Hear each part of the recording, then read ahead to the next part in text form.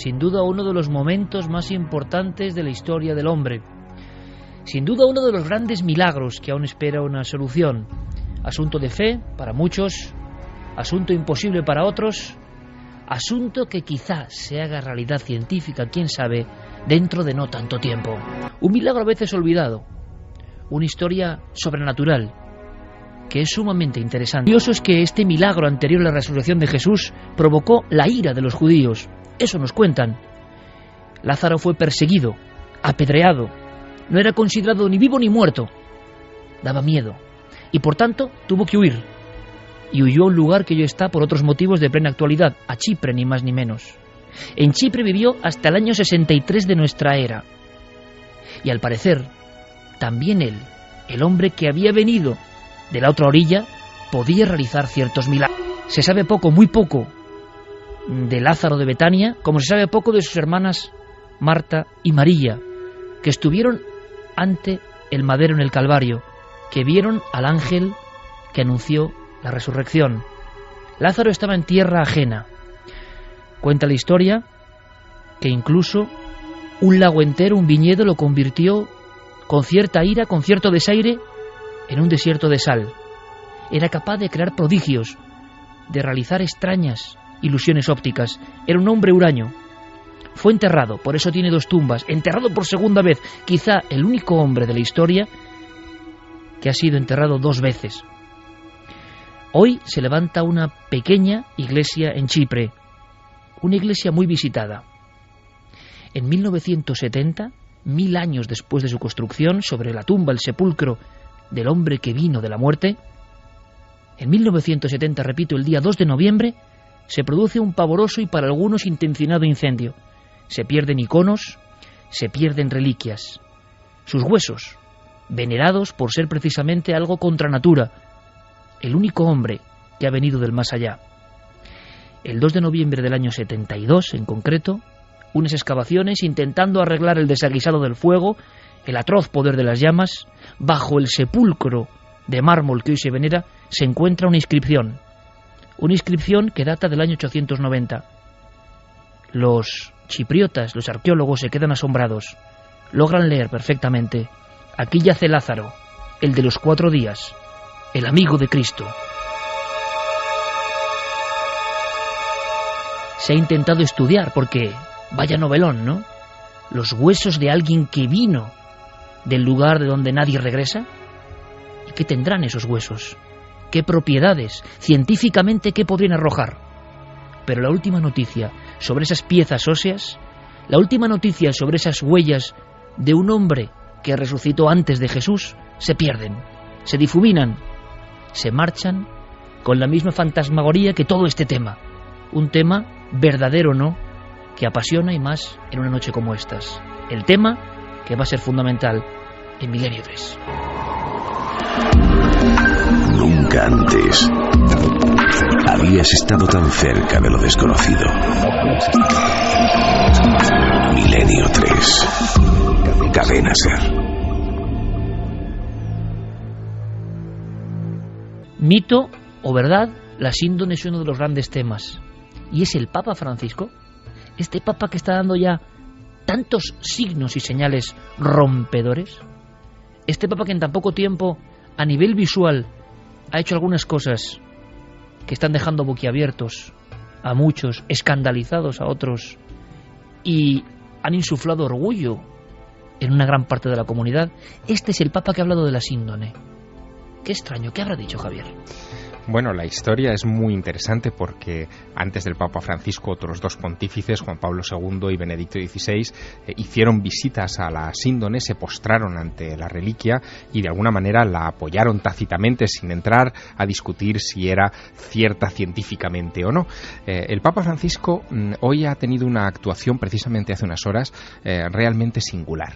En primer lugar, ha enviado un videomensaje, no ha estado presente en Turín, pero ha enviado un videomensaje que se ha emitido desde la Catedral de Turín a todo el mundo a través de la RAI, en el que ha vuelto a señalar o a subrayar el gran valor iconográfico del lienzo de Turín y lo ha hecho en unas circunstancias muy peculiares. Hoy hemos sabido también que Benedicto XVI, probablemente la última orden o actuación que tuvo antes de renunciar a ser papa, fue el permitir que en el sábado santo de esta Semana Santa se volviera a mostrar la reliquia turinesa en una retransmisión televisiva bastante singular de 90 minutos, hecha por Rai 1 a través de Mundovisión, en una señal abierta para que todo el mundo pudiera acceder a ella sin ningún problema. Y lo que ha hecho este Papa, el Papa Francisco, el nuevo, su sucesor, es enviar ese mensaje de apoyo. Y ha dicho varias cosas interesantes. La primera tiene que ver con la fe, con el uso de la reliquia. Le vamos a escuchar. Perché l'uomo della Sindone ci invita a contemplare Gesù di Nazareth. Questa immagine impressa nel telo parla al nostro cuore, ci spinge a salire il monte del Calvario. Porque el hombre de la síndone, dice el Papa Francisco, nos invita a contemplar a Jesús de Nazaret. La imagen, impresa en la tela, habla a nuestro corazón y nos lleva a escalar el monte Calvario para mirar a la cruz y sumergirnos en el silencio elocuente. Pero fíjate, Ícar, yo quiero que escuches atentamente lo que ha dicho a continuación, porque de alguna manera ha rozado el misterio de la síndone, lo que tantas veces ha estado sobre la mesa de esta redacción y en nuestros debates internos en el equipo. Ha hablado de esa energía extraña que pudo haber provocado la imagen del hombre de la síndone. Como digo, lo ha dicho de refilón, pero quiero que lo escuches en sus palabras. Questo corpo torturato esprime una sovrana maestà. È come se lasciasse trasparire un'energia contenuta ma potente. È come se ci dicesse abbi fiducia, non perdere la speranza. Este cuerpo torturado, dice el Papa Francisco, expresa una majestad soberana, como si dejara transpirar una energía contenida pero poderosa. Es como si dijera, tened fe, no perdáis la esperanza. La fuerza del amor de Dios, el poder del resucitado Cristo, lo conquista todo. Ese discurso se lo habrán escrito al Papa, lo habrá dicho, porque este Papa es capaz de decirlo, por lo que parece, directamente. Y yo aquí hablo a nivel personal, suscribo perfectamente sus palabras, es decir, la sensación que a mí me dio en las 2 veces que hemos estado enfrente de la síndone, sea lo que sea la síndone, desde luego es muy parecido a lo que comenta el Papa Francisco. Dolor, pero una mezcla curiosa de sensaciones, una creación que me sorprende, desde luego más, si es el lino que tapó de alguna forma a Jesús de Nazaret y quedó impregnado por su energía, como si es una especie de extraño trucaje, que es el trucaje del siglo, ¿no? Y que se adelanta a todo lo conocido y concebible. Pero lo que han logrado transmitir a nivel casi artístico es eso que deja un silencio, recordamos, ¿verdad? Ese silencio absolutamente compartido por personas de diferentes colores. Me gustaría incluso adivinar y decir que religiones, como yo pude percibir en las 2 ostensiones. Lo ha definido perfectamente este hombre, como si ya hubiese estado acostumbrado, ¿no?, a la extraña irradiación de la Sábana Santa. Bueno, el discurso lo ha leído, no ha improvisado como lo hemos visto en estos últimos días en varias ocasiones. Es decir, que se trataba de un discurso de palabras muy medidas para este acontecimiento concreto, pero es cierto que se ha agarrado mucho al impacto emocional que causa contemplar al hombre de la síndone sobre esta reliquia. Es más, lo ha sugerido como vinculándolo a los modernos hombres y mujeres del mundo que sufren. Es decir, él ve en ese hombre de la síndole a alguien que ha sido torturado, que ha sido víctima de malos tratos y que por lo tanto tiene mucho que decirnos en un mundo como este, donde hay tantos oprimidos y tanta gente que sufre. Y encima hay nuevos datos, es decir, está quizá por la Semana Santa, ¿no?, donde se precipitan siempre acontecimientos que tienen que ver con lo religioso, que surgen. Es extraño, tenemos tenemos una Semana Santa donde no ha habido nuevas tumbas de Jesús. Se trata de dos métodos muy discutidos todavía, es decir, métodos de datación que no están aceptados por la comunidad científica, no se han publicado papers, es decir, informes oficiales en revistas de carácter científico aceptables por todo el mundo, pero que el doctor Fanti ha considerado que era oportuno publicar en este libro. Y los resultados que han dado estos análisis, según ha explicado, sitúan la datación del tejido, no de la imagen, evidentemente, sino del tejido de la sábana entre el año 200 antes de Cristo y el año 400 después de Cristo. Preguntamos a toda una experta sobre la Sábana Santa. ¿Tú qué opinas de estos datos? El lino o la materia, la sábana, en definitiva la síndone, en esa horquilla temporal. Los nuevos datos surgen porque con el carbono 14 fueron muy discutidos. También hay que decir que cuando se hicieron había sufrido el incendio del Duomo donde estaba guardada la Sábana Santa, y entonces eso podía haber alterado los datos del carbono 14. En este caso, este profesor dice que ha accedido a esos hilos. A mí eso me parece un misterio, sinceramente. ¿Cómo ha accedido un doctor de forma particular a algo que tenía que estar tan custodiado? Mira, yo cuando se hizo la restauración de la Sábana Santa se quitaron varios hilos, la pieza se volvió a coser. ¿Te refieres a la última de 2010? 2002, sí, en la ¿no? última ostensión, extensión. cuando ya estaba la sábana perfectamente limpia, planchada, La que estuvimos los tres allí, en sí, 2010. Sí, bueno, en 2010, cuando estuvimos en esta ostensión, años antes había estado haciendo la restauración de la Sábana Santa. En esa restauración se quitaron hilos, se pusieron nuevos remiendos, se hicieron varias cosas, y esos hilos, cada uno de ellos de los que se quitó, fueron guardados. ¿Han podido salir de alguna forma desde alguien de los que estaba remendando esa sábana? ¿Pudo coger unos hilos? Hombre, habría un control exhaustivo, me imagino, ¿no? Claro, lo que es evidente es que estos hilos que ha analizado el profesor Fanti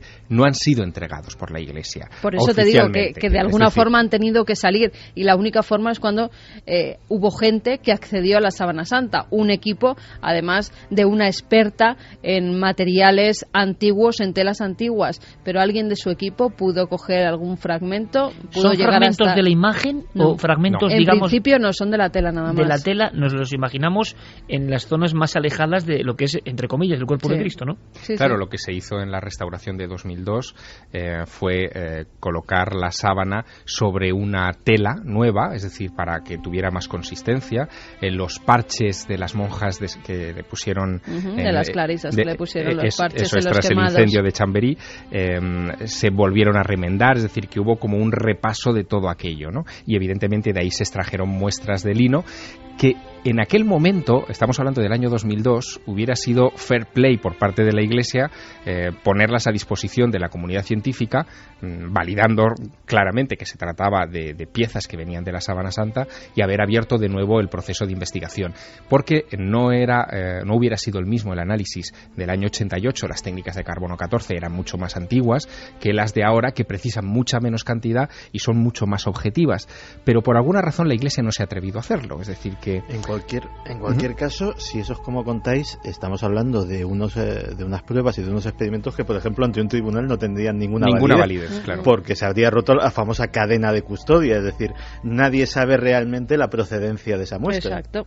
con lo cual esos datos pueden ser de cualquier tela, si es que ha tenido acceso a esa tela. Aunque hay que decir que esto en ningún caso, digamos, hace virar la hipótesis válida hasta el momento, porque la tela en sí estaba datada de alguna forma, era la imagen, no, la tela decían que era medieval. Y ahora estos hilos, el carbono sabemos que la que forma era medieval. Sobre la imagen no se decía nada, porque es que no se puede decir absolutamente nada. Lo que se ha dicho, que no es pintura, que no hay ningún tipo de pigmento que pueda haber creado esa imagen, sí que hay sangre. Vamos a polemizar un poco en este aspecto, pero creo que es interesante, y sí que lanzo Nave del Misterio en Facebook y en Twitter y en Google Plus, con Guillermo León ahí organizando. Sí me gustaría en cierto momento, ¿qué opináis hoy en día, 2013, de la síndone, de la Sábana Santa? ¿Es posible?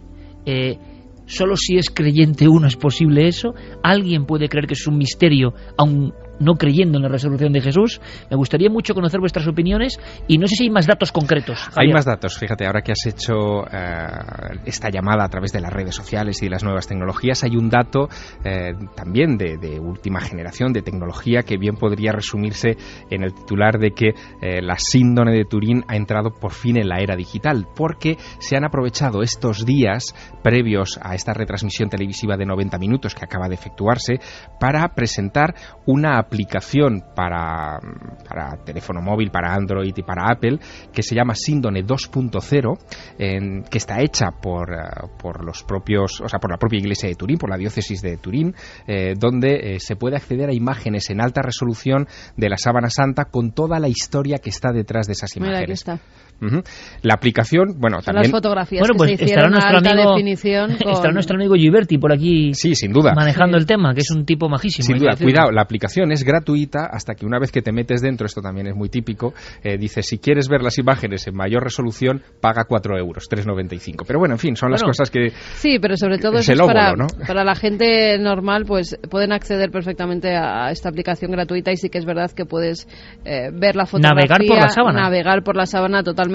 Luego ya si quieres conocer su historia es cuando tienes que pagar, que la historia, pues yo la he estado mirando y es un poco lo que ya se ha publicado, lo que ya todos conocemos, con lo cual sí que se puede, pues mira, ver los puntos donde hay cera, te marca los puntos donde hay cera roja, donde hay cera blanca. Bueno, pero es muy interesante, ¿eh? Sí. Es un trabajo que no se había hecho hasta ahora. Sí, y ha sido interesante ver la rueda de prensa en la que el arzobispo de Turín, que es un señor ya de una edad más que venerable, presentaba esta aplicación 2.0 para que la Sábana Santa estuviera accesible a todo el mundo. ¿No? Ese contraste entre lo venerable de la Iglesia y lo moderno de las tecnologías, que a mí particularmente me gusta, cuidado, me parece interesante. Yo hablaba del viejo televisor Vanguard, porque si hay algo que produce la Sábana Santa, sea lo que sea, es un enorme poder casi de hipnosis, ¿no?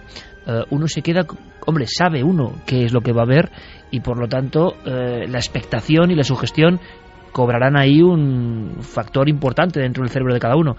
Pero, como decía, investigadores y diversos. Había un jesuita que también le ocurrió, que hizo uno de los primeros libros sobre la Sábana Santa.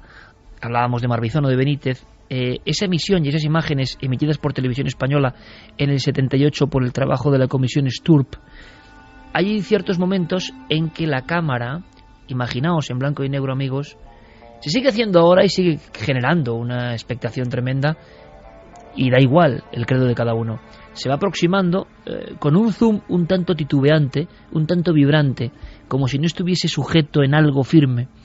Y entonces esa cara cobra una prestancia y una majestad y una fuerza que llega muy dentro.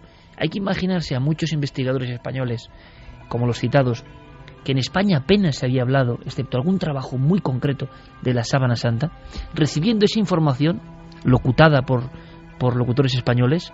Tridimensionalidad, no se ha encontrado pintura, los pólenes hablan del siglo I. Hay que imaginarse el cóctel explosivo. Y yo me imagino a Marbizón o a Juanjo Benítez viendo en el Vanguard eso y estando, creo que eran 40 segundos delante del rostro, aquellos planos eternos que serían imposibles, ¿no?, de la televisión de los 70. Y pues imagínate, Javier, en la casa de Sevilla de este hombre o en la redacción de la Gaceta del Norte en un televisor en blanco y negro, como cuenta Benítez, y se queda, el tiempo se para el tiempo entre el que está al lado de la pantalla y esa cara. Y hay que decir, investigadores, de alguna forma, Carmen, a otro nivel evidentemente tuvo que pasar, porque habéis dedicado mucho tiempo a lo que para algunos es un trapo, ¿no? Así lo han definido. Sí. Algunos lo han definido de una forma absolutamente falta de todo respeto, sí, y de todo sucio, criterio. Lo han llegado a decir algunos alardeando de escepticismo o de racionalidad. Sin embargo, eso, que va más, yo creo, en el ámbito casi artístico, sea lo que sea, genera una serie de cosas, de elementos que rompen lo cotidiano entre el espectador y lo observado. Y eso ya es un poco mágico en la Sábana Santa. A día de hoy, ¿qué diríais en un título sobre la Sábana Santa? Carmen y Javier, que son dos grandes expertos en este tema y la han visto por lo menos 2 veces, que no es poca cosa. Pues yo diría que hay 2 Sábanas Santas. La anterior, incluso si me dices, Yo diría que la que incluso nos expusieron en 2010 ni siquiera era la sábana santa verdadera. La vi tan cambiada desde una ostensión a otra que es que no parecía ni la misma. A mí ese planchado, ese lavado de cara, esa restauración que la hicieron para mostrarla como un póster, la verdad es que me quitó la fuerza de la auténtica sábana santa de Turín que yo vi en el año 2002. ¿Y qué piensas de la sábana santa auténtica de Turín, esté donde esté? Pues pienso que pudo envolver el cuerpo de un personaje que tiene todos los datos que se acercan a la figura de Jesús, y que si ese hombre era tan extraño, tan milagroso, tan sobrenatural, ¿por qué no algo que estuvo en contacto con su cuerpo pudo quedar marcado? Simplemente os pido el titular, como ahora, Javier. Bueno, yo quisiera, más que un titular, partir de una premisa. Es decir, yo soy de los que creen que Jesús de Nazaret fue una figura histórica y que murió y resucitó. Es decir, yo creo eso. Es decir, estoy abierto a esa fe, ¿no? Pero no creo que la Sábana Santa sea el documento que certifique esa resurrección. Cuidado. Esta es una conclusión reciente, no es algo que yo haya creído siempre. Mi fascinación por la sábana es, desde mi infancia, desde que leí aquel Enviado de JJ Benítez, publicado en el año 77. Claro que a mí me sobrecogió, ¿no?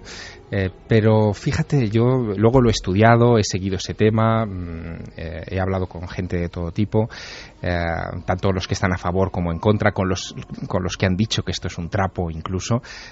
Yo desde luego no pienso que sea un trapo, es un misterio, pero para mí es un misterio más histórico que religioso. Yo creo que la Sábana Santa fue una creación medieval. ¿La primera foto? Sí, yo creo que es la primera foto de la historia. Que no es poca cosa, de no es poca cosa. Cuidado, es que ahí hay mucha historia detrás. Pero bueno, en fin, esto sería una argumentación muy larga, pero todo lo que rodea la Sábana Santa y lo que la convierte en milagrosa es precisamente su comportamiento fotográfico. La tridimensionalidad de la que hablabas antes es algo que aparece en todas las imágenes antiguas. Si las sometes a un escáner como el VP8 de la NASA, salen esas 3 dimensiones. El hecho de que se comporte como un negativo fotográfico también es una característica de las fotografías. Pero ¿quién pudo hacer una fotografía en el siglo XIV? Que es desde el tiempo que sabemos que la sábana existe, como poco. Ahora recogeremos opiniones de nuestros oyentes. Se han emitido algunas series, como esta de la Biblia en Antena 3, como María de Nazaret, si no me equivoco, en Telecinco. Yo he visto alguna porción de esta última. Surgen cosas muy interesantes, muy bonitas. Yo personalmente estaba viéndola y me gustó mucho la Virgen, y me gustó mucho José cómo lo hacían. No lo he podido ver entero. Y qué curioso, porque a veces cuando uno revisita algunos pasajes, aunque sea como lo hace la televisión, de repente me acuerdo que Carmen suelta una cuestión, el embarazo de María, y hablando de Jesús, ¿no? Estamos en Semana Santa y es Domingo de Resurrección. El nacimiento o implantación de un ser vivo sin el acto sexual era inconcebible, evidentemente, ¿no? Y la que generó, ¿no? Imaginamos a José, imaginamos el entorno, pero hoy sería perfectamente posible fecundar a una mujer sin la aparición de un hombre, sino con la ciencia que conocemos hoy. Esto abre perspectivas tremendamente misteriosas que yo no sé, Javier, porque ahora me falla la memoria como tantas veces, si ya por ejemplo Benítez en los astronautas de Yahvé y otras figuras especularon con si Jesús fue un enviado. No lo estoy diciendo yo, ojo, estoy haciendo un acopio de diferentes investigaciones que causaron mucho revuelo, pero que ahora de repente en una cosa tan aparentemente trivial como ver la televisión le vuelven a uno, ¿no? Una mujer se queda embarazada, no ha habido contacto con otro hombre, y la ciencia de hoy ya es capaz de hacer ese milagro. Cuando se publicaron esos libros tan rompedores, yo no sé si se hacía ya la inseminación artificial o no.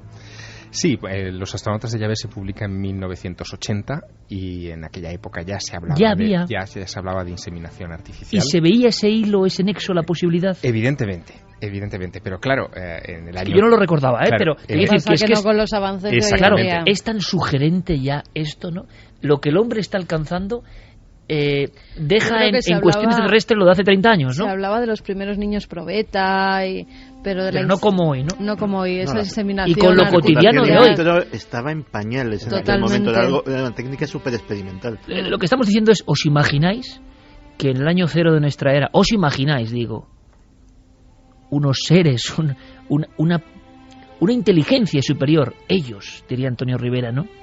Sabiendo todo lo que iba a ocurrir, evidentemente enviaron un hombre que no era solo un hombre y no era terrestre, y lo inseminaron dentro del cuerpo de una mujer elegida. Lo que es verdaderamente interesante también de esa historia es que si acudes a las fuentes apócrifas, que son las que iluminaron a JJ Benítez para que los astronautas de Yahvé, encuentras que también la historia del nacimiento de María se produce de manera idéntica, es decir, Ana, la madre de María, se queda también embarazada de manera milagrosa, pero también se queda embarazada su prima Isabel, que es la que dará a luz a Juan el Bautista. Es decir, que no es un caso único, sino que hay varios casos de embarazos milagrosos que, vistos desde esta óptica, podían ser el efecto de un gran plan. ¿Y tú que sabes algo de ángeles? ¿Quiénes son esos ángeles que aparecen en diferentes momentos? Por ejemplo, dando esa buena nueva delante del sepulcro vacío, momentos clave, aspecto extrahumano.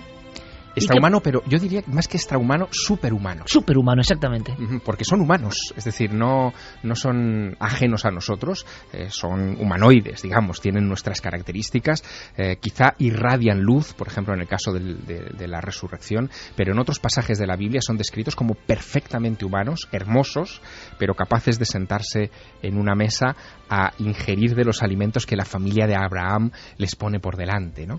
Así que aquí estamos hablando de una mezcla muy curiosa, ¿no? Como de unos extranjeros, vamos a llamarlos así, extranjeros superiores. Extranjeros a lo humano. Exactamente, que de repente se cuelan en la historia sagrada y la cambian para siempre. Exacto. Y la cambian para siempre. Pero es muy bonito contemplar todo esto con los avances de la ciencia que, como hemos comentado alguna vez, ya van de una forma exponencial, asombrando cada año lo que ya se conocía el año anterior. Eso hay que decirlo. Y ahora vamos con la ciencia. La ciencia y su milagro. El hombre ha conseguido eso. Ya todo es imparable. Ya nada va a ser como lo conocíamos. Y observando libros que eran absolutamente pioneros hace 30 años, nos damos cuenta de que nosotros mismos estamos ya al nivel de los extraterrestres de la ficción de hace 30 años. Con lo cual el vértigo es enorme. Ahora, antes de pasar a esa ciencia y de cambiar, Noel, compañero, a unos ámbitos casi de laboratorio. ¿Qué se comenta, por ejemplo, de la Sábana Santa? ¿Qué comentan nuestros oyentes? Pues mira, lo primero comentar que son las 3 en vez de las 2. Eso es un milagro también, sí. Milagro que hemos hecho aquí en Milenio 3. De repente hemos pasado de las 2 a las 3 y 13, que son ahora mismo. Pero la duración será la de siempre, hay que advertir. Sí, nosotros vamos a estar nuestras horas. O sea, hoy estaremos hasta las 5. Exactamente. Una hora más, sí, en teoría, perfecto. pero las mismas horas. Raúl Manuel nos dice, como el ser creyente o no, lo de la Sábana Santa es cuestión de fe. Nunca habrá respuestas irrefutables. Silian dice, la Sábana Santa, si fuese la auténtica sábana que envolvió el cuerpo de Jesús, ¿no estaría muy deteriorada? Bueno, ha habido, y se sabe, y hay en muchos museos telas del siglo I y anteriores que siguen en perfecto estado. Si han sido bien conservadas, no tienen por qué desaparecer. No creo nada en el cuento de la Sábana Santa. Me parece científicamente imposible determinar si realmente esa sábana cubrió un cuerpo determinado. Ni siquiera creo que se pueda demostrar la existencia de Jesucristo como personaje histórico real. Sea como fuere, la Semana Santa me genera unos sentimientos contradictorios. Soy apóstata y por lo tanto no creo absolutamente en nada de lo que predica la Iglesia y la religión católica. Aún así, admiro la devoción de la gente, la tradición y la fuerza que genera cada paso durante estos días. Realmente admirable desde fuera. Nos lo decía David Moreno. Claro que sí. Félix dice, es un truco de Leonardo da Vinci, una fotografía primitiva. Mira, esto es una teoría que mantienen algunos buenos compañeros. Sí, además se han publicado, en Italia hay publicados varios libros sobre Da Vinci, la fotografía y la Sábana Santa, incluso comparando la cara de la Sábana Santa con el rostro de Da Vinci. Dos iconos del misterio unidos para siempre. Sí, el problema de esa teoría es la cronología, ¿no? Porque hay una referencia ya antigua a un lienzo con un hombre representado por delante y por detrás, anverso y reverso, que es, en fin, la descripción de la Sábana Santa en 1360, en Troyes. Leonardo da Vinci todavía no había nacido. Así que yo yo no creo que fuera Leonardo, por muy genio que fuera, pero que pudo haber sido otro genio, quién sabe. El arrastre de las grandes marcas, sí, lo que ¿no? pasa La es que gente cree que es Leonardo y a mí punto. eso es lo que me falla de la Sábana Santa, de que fuera una fotografía, una protofotografía. ¿Cómo alguien se toma tantas molestias en encontrar un lienzo del siglo I, en poner sangre? No, el lienzo no tiene por qué ser del siglo I, puede ser medieval por el carbono 14. No, porque los lienzos medievales de la época no tienen el mismo tejido. La sarga no está hecha de la misma forma. No, en Javi, Palestina no. se tejía no, así, o sea, sí. No, ahí nos metemos en una discusión en la que incluso se han hecho estudios en algunos libros que hay americanos, si no recuerdo mal. Uno de los libros comparaba las dos sargas, una de la época medieval y otra del siglo I, y en el mismo tejido no tenía absolutamente nada que ver la forma de tejer uno y la forma en la que estaba tejido otro, con lo cual, de todas formas, yo te digo, habría que hacer muchísimos más análisis y que la Iglesia dejara esa sábana, esa tela, para que se hicieran, ahora con los avances técnicos que hay, todo tipo de pruebas y ya estuviéramos fuera de dudas de todo, pero bueno.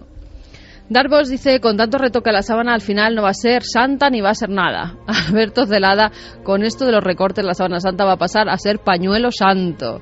Arián de García, hola, yo lo que creo es que la resurrección no existió, no por lo menos como lo cuenta la Biblia. Yo creo que Jesús era y es extraterrestre, realmente un ángel que fue enviado a la tierra para enseñarnos el buen camino. Alicia Ruiz dice, no creo en la resurrección, no quisiera vivir con un cerebro cansado y defectuoso, las cosas duran lo que duran y la vida también tiene su tiempo. Besos desde Sevilla. Eso se refería a los resucitados por la ciencia hoy en día. Vamos a hablar de ellos, perfecto, estamos ya en ese ambiente. Decía El Mundo Crónica, resucitados españoles con el corazón muerto que sobrevivieron por una máquina milagrosa. Desde luego, ideal hablar de esto en este día en concreto. Dice, Yolanda estuvo 13 días con el corazón parado. Ahora que late con mucha vida, ella sigue alucinada. Manuel, músico gallego, mi padre avisó a la funeraria. Yo estaba muerto. Pasó 23 días sin corazón. Isabel, 12 días sin latidos. Al despertar, vi una niña con forma de ángel. Desde luego es un tema periodístico abordado por ese gran colega que es Paco Rego, de primer nivel. Hemos indagado. Se habla de una máquina. ECMO. Claro, esto pasamos de un enigma bíblico, de un enigma de la resurrección, de un enigma con forma de tela, a un enigma científico. Una máquina concreta, una máquina que tiene una configuración que parece algo casi del tiempo de la ciencia ficción o de lo nuclear, y que se ha ido haciendo portátil. ¿Y qué consigue? ¿Resucitar? ¿Es posible? Simplemente conozcamos primero lo que es la máquina para ahora conocer los casos. El doctor Gómez Bueno, ni más ni menos, del Hospital Puerta de Hierro, es uno de los que está empleando ECMO. Y ECMO, de alguna forma, bueno, no sabía explicarlo yo, que lo explique el doctor. El ECMO lo que ha conseguido es rescatar a muchos pacientes que tenían fallos muy graves del funcionamiento del corazón y los pulmones y que probablemente sin este tipo de asistencia fallecerían en pocas horas o días. Los resultados pues cada vez son un poco mejores porque también hemos ido aprendiendo los fallos y cada vez el dispositivo es mejor y más perfeccionado. Y, hombre, todavía tiene sus complicaciones, pero los resultados pues son bastante prometedores. Más o menos, pues casi 3/4 partes de los pacientes que se les pone estos dispositivos, pues se les consigue recuperar y poder acceder, ya sea a permitir que el corazón y los pulmones se recuperen o, si no es así, permitir llegar a un trasplante en buenas condiciones. Pero no queda muy claro. Al mismo tiempo, y lo vamos a ver, hay casos de personas que estuvieron en esa interfase, lo que decían los hinduistas antiguos, el bardo, el lugar entre dos mundos, donde a veces uno se convierte en fantasma o vuelve. Historias alucinantes que son arquetípicas y que son compartidas por toda la humanidad. ¿Alguien muere realmente y ha resucitado o eso es imposible? Los médicos han sido muy tajantes. Y luego tenemos, y esto es un debate que va a ser apasionante, amigos, y os pido vuestra opinión, el ejemplo de otros doctores como Sam Parmia, que parece que forman la punta del iceberg o la punta de flecha, en plan misión punta de flecha, Javier, o sea, una vanguardia increíble que está muy adelantada y que quizás será la realidad dentro de 10 años. Pero aquí en España de momento tenemos lo que tenemos, que ya es mucho, ojo, porque el nivel científico, hay que decirlo, está creando milagros a diario. Ahora, ¿Hasta qué punto el milagro puede enlazarse con la resurrección? La doctora María Ángeles Rodríguez del Hospital Universitario de Asturias nos da más datos sobre el concepto ECMO y resurrección. Bueno, no resucita, el paciente siempre tiene que tener algo de función, no deja de ser un apoyo, Entonces lo que hace la bomba de circulación son dos equipos, por decirlo de alguna manera, que se han unificado. Esto se basa en las bombas de circulación extracorpórea que se utilizan desde hace muchos años ya en la cirugía cardíaca, y lo que hace es eso, incorporar la bomba que es como un rotor, es lo que hace la función del corazón, y deja descansando los pulmones con ese oxigenador que os comentaba antes. Pero no tiene que haber una función debajo, si no lo que tenemos que llegar es al trasplante de lo que sea, del pulmón el corazón, o a veces de pulmón corazón, pero si no somos capaces de resucitarlos, como decís vosotros. 3 y 21 minutos, esto es Milenio 3, estamos de lleno en el fenómeno de resurrección. Ayer, hoy y quizá mañana, ¿qué pasará? De momento, en 18 hospitales españoles se utiliza esta máquina portátil. Antes era imposible trasladarla y ahora el paciente va con ella, ECMO, la máquina haciendo de corazón a través de las bisagras y conductos, pasando la sangre humana y oxigenándose y regresando al cuerpo. Casi una simbiosis. Es increíble, está pasando. Nos queda una cosa antes de conocer los casos concretos de esas personas que parece que estuvieron al otro lado y que ECMO la recuperó. Y luego opinaremos. Teo es un paciente. Teo ahora mismo, y se lo agradecemos, está con este tratamiento de ECMO y nos lo ha contado de esta forma tan gráfica. ¿Cómo lo está viviendo él, un hombre unido a una máquina que le da en este momento, ahora mismo, la vida? Bueno, yo ingresé el 21 de enero, pues casi no podía respirar, y entonces pues me llevaron a la UCI y estuvieron viendo pues que tenía el corazón, que me había atacado por lo visto un virus al corazón, una miocarditis, y me pusieron por lo visto esa máquina. Pero ya le digo que yo no soy consciente de cuándo me la pusieron, porque estamos sedados durante un tiempo bastante largo. Y luego me han puesto una más pequeña, a la espera de recuperarme de las operaciones que me hicieron, para poderme poner en la lista de trasplantes. Y esto es así, ahora estoy en casa, me dieron de alta provisional el día 15 de marzo, tengo que ir una vez a la semana al hospital a revisión, y vamos, aparte del incordio de tener que llevar la máquina, que es un poquitín armatoste, es como si fuera un carrito de la compra, de tamaño. 3 y 23, yo creo que es, ¿verdad?, un paralelismo que todo el mundo ha entendido. Un hombre a un carrito de la compra, que será incordio, desde luego, Teo, pero que te está dando la vida en este momento, y eso es un ejemplo maravilloso y glorioso, hay que decirlo, del conocimiento científico y de lo que el hombre está alcanzando. Pero claro, dentro de, digamos, el censo de pacientes que han sido tratados con este ECMO, que se conocía hace tiempo al parecer, pero que ahora está experimentándose, y vamos a averiguar cosas a otros niveles. Y como siempre, algunos están haciendo experimentos mucho más arriesgados. Y sabremos qué pasa con esos experimentos. En España ya hay casos asombrosos. ¿Cómo es esto de estar en el otro lado y ver visiones mientras están conectados a ECMO? ¿Qué sabemos de eso? Cuéntanos, Carmen. Pues mira, lo publicaban el otro día en el periódico El Mundo, la historia, por ejemplo, de Dolores, una valenciana de 40 años, una persona completamente normal que pues ese día se disponía a seguir estudiando un máster en educación especial que estaba realizando. Se sienta en una silla, como solemos hacer muchos, a leer o a subrayar, y de repente nota que le está dando un infarto, hasta tal punto que dice que se la rompe como el pecho y alcanza a decirle a su marido, que estaba cerca: cuida de nuestra hija, me muero. 9 días después, Dolores abre los ojos, no sabía lo que había pasado, ve que su marido la está arropando, ella tiene bastante frío y está enganchada a esa máquina, está enganchada a ECMO. El marido enseguida, cuando ve que despierta, la pregunta que qué tal está, y le dice: ya te contaré, amor, lo que se ve al otro lado, cuando estás muerta.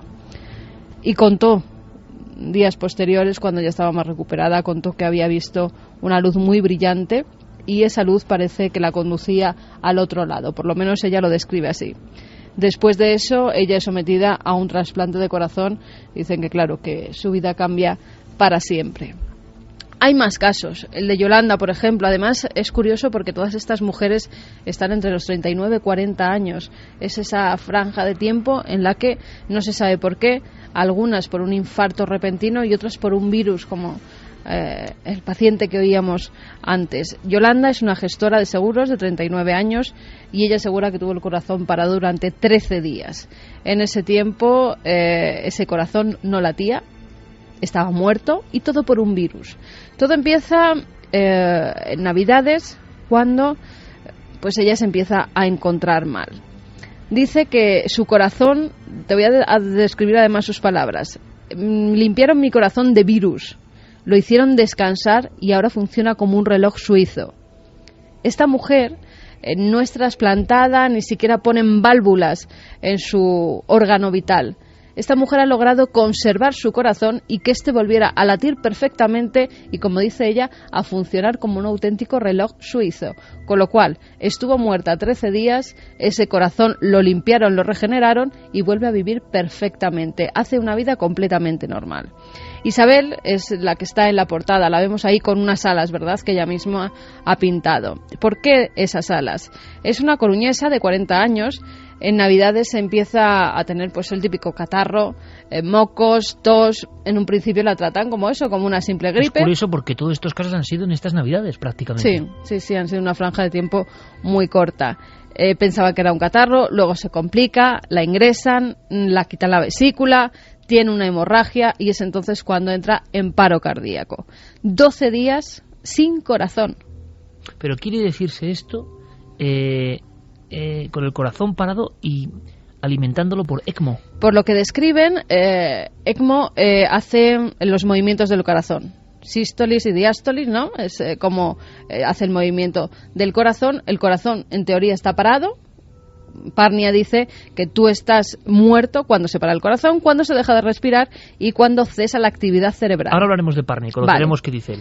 Pues en ese momento, al parecer, esa máquina lo que hace es insuflar 5 litros de sangre que van a todas las partes del cuerpo. O sea, lo que el cuerpo necesita, esa sangre que necesita para vivir nuestro cuerpo. El corazón sigue sin funcionar, es lo que dicen en ese reportaje, que el corazón está completamente muerto. Que ya contradice con lo que hemos escuchado a las doctoras. Y es la máquina la que hace esas funciones y la que te mantiene vivo. Según la doctora, cito directamente, María Ángeles Rodríguez de la Universidad de Asturias y el doctor Gómez Bueno de Puerta de Hierro, tiene que haber algo de mínima función. Aquí hablan de ¿Es así, corazón Fermín, muerto? Que ha hablado con los médicos? Sí. Bueno, pues ahí está, ¿no?, la duda. Te cuento la historia de Isabel porque es la que ve una figura más real. Ella dice: cuando desperté de aquella nebulosa en el hospital, lo primero que vi fue una niña con forma de ángel. Su rostro no me recordaba a nadie conocido, pero era tan real que me asusté. Incluso llegó a hablarme. Parece que le dice unas palabras. Le pregunta qué tal estaba y desaparece. Es el último recuerdo de aquel dramático viaje.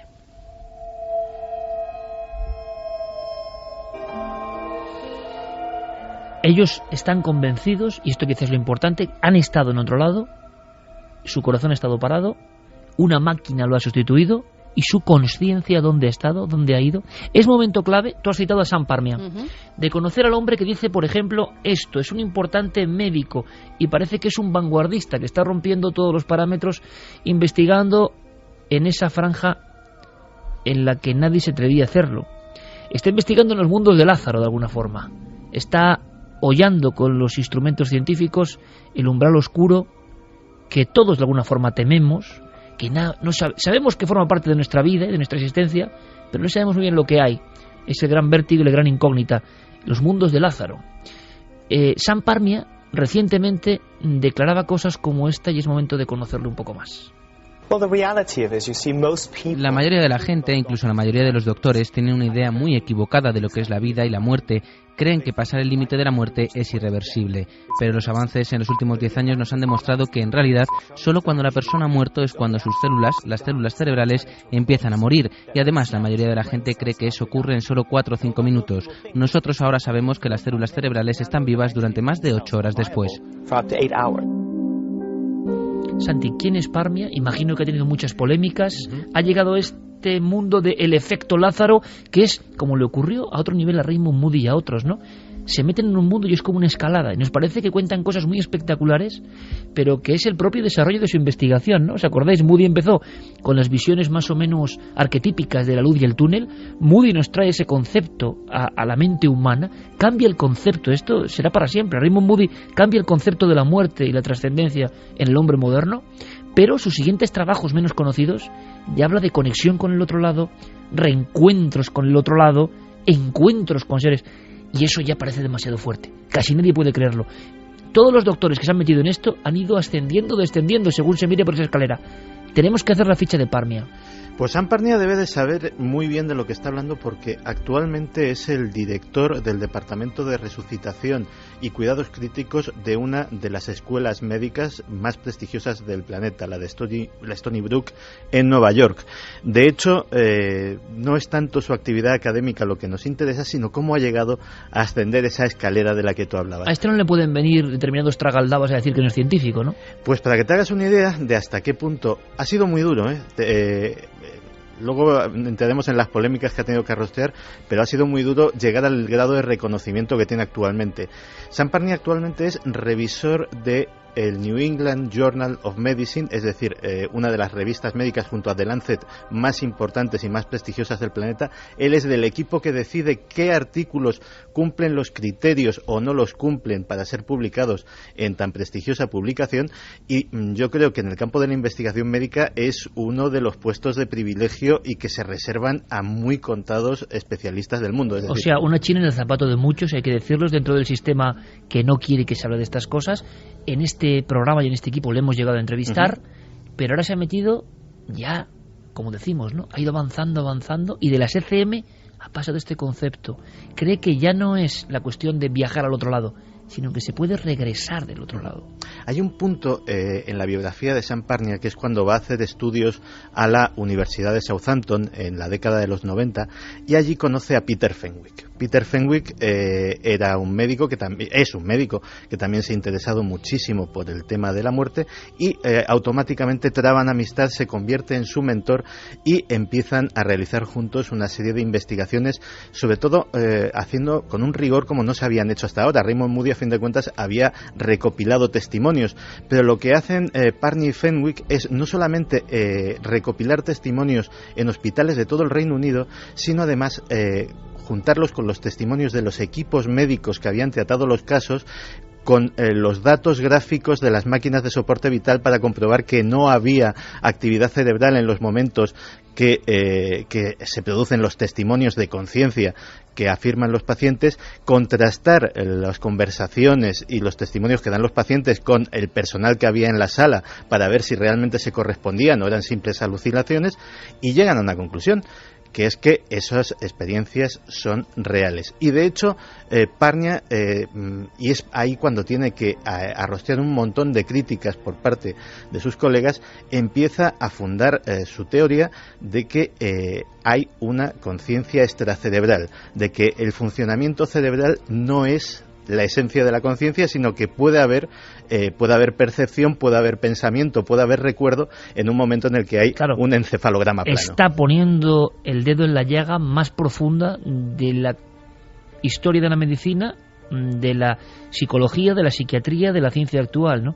Si somos el cerebro o hay algo exógeno que se filtra a través de nuestro cerebro, pero que está fuera de ese cerebro. Y eso, claro, es un impacto monumental. Imagino que va a tener muchas peleas. En el aspecto de la resurrección, Carmen hablaba de algo muy concreto que nos va a dejar alucinados.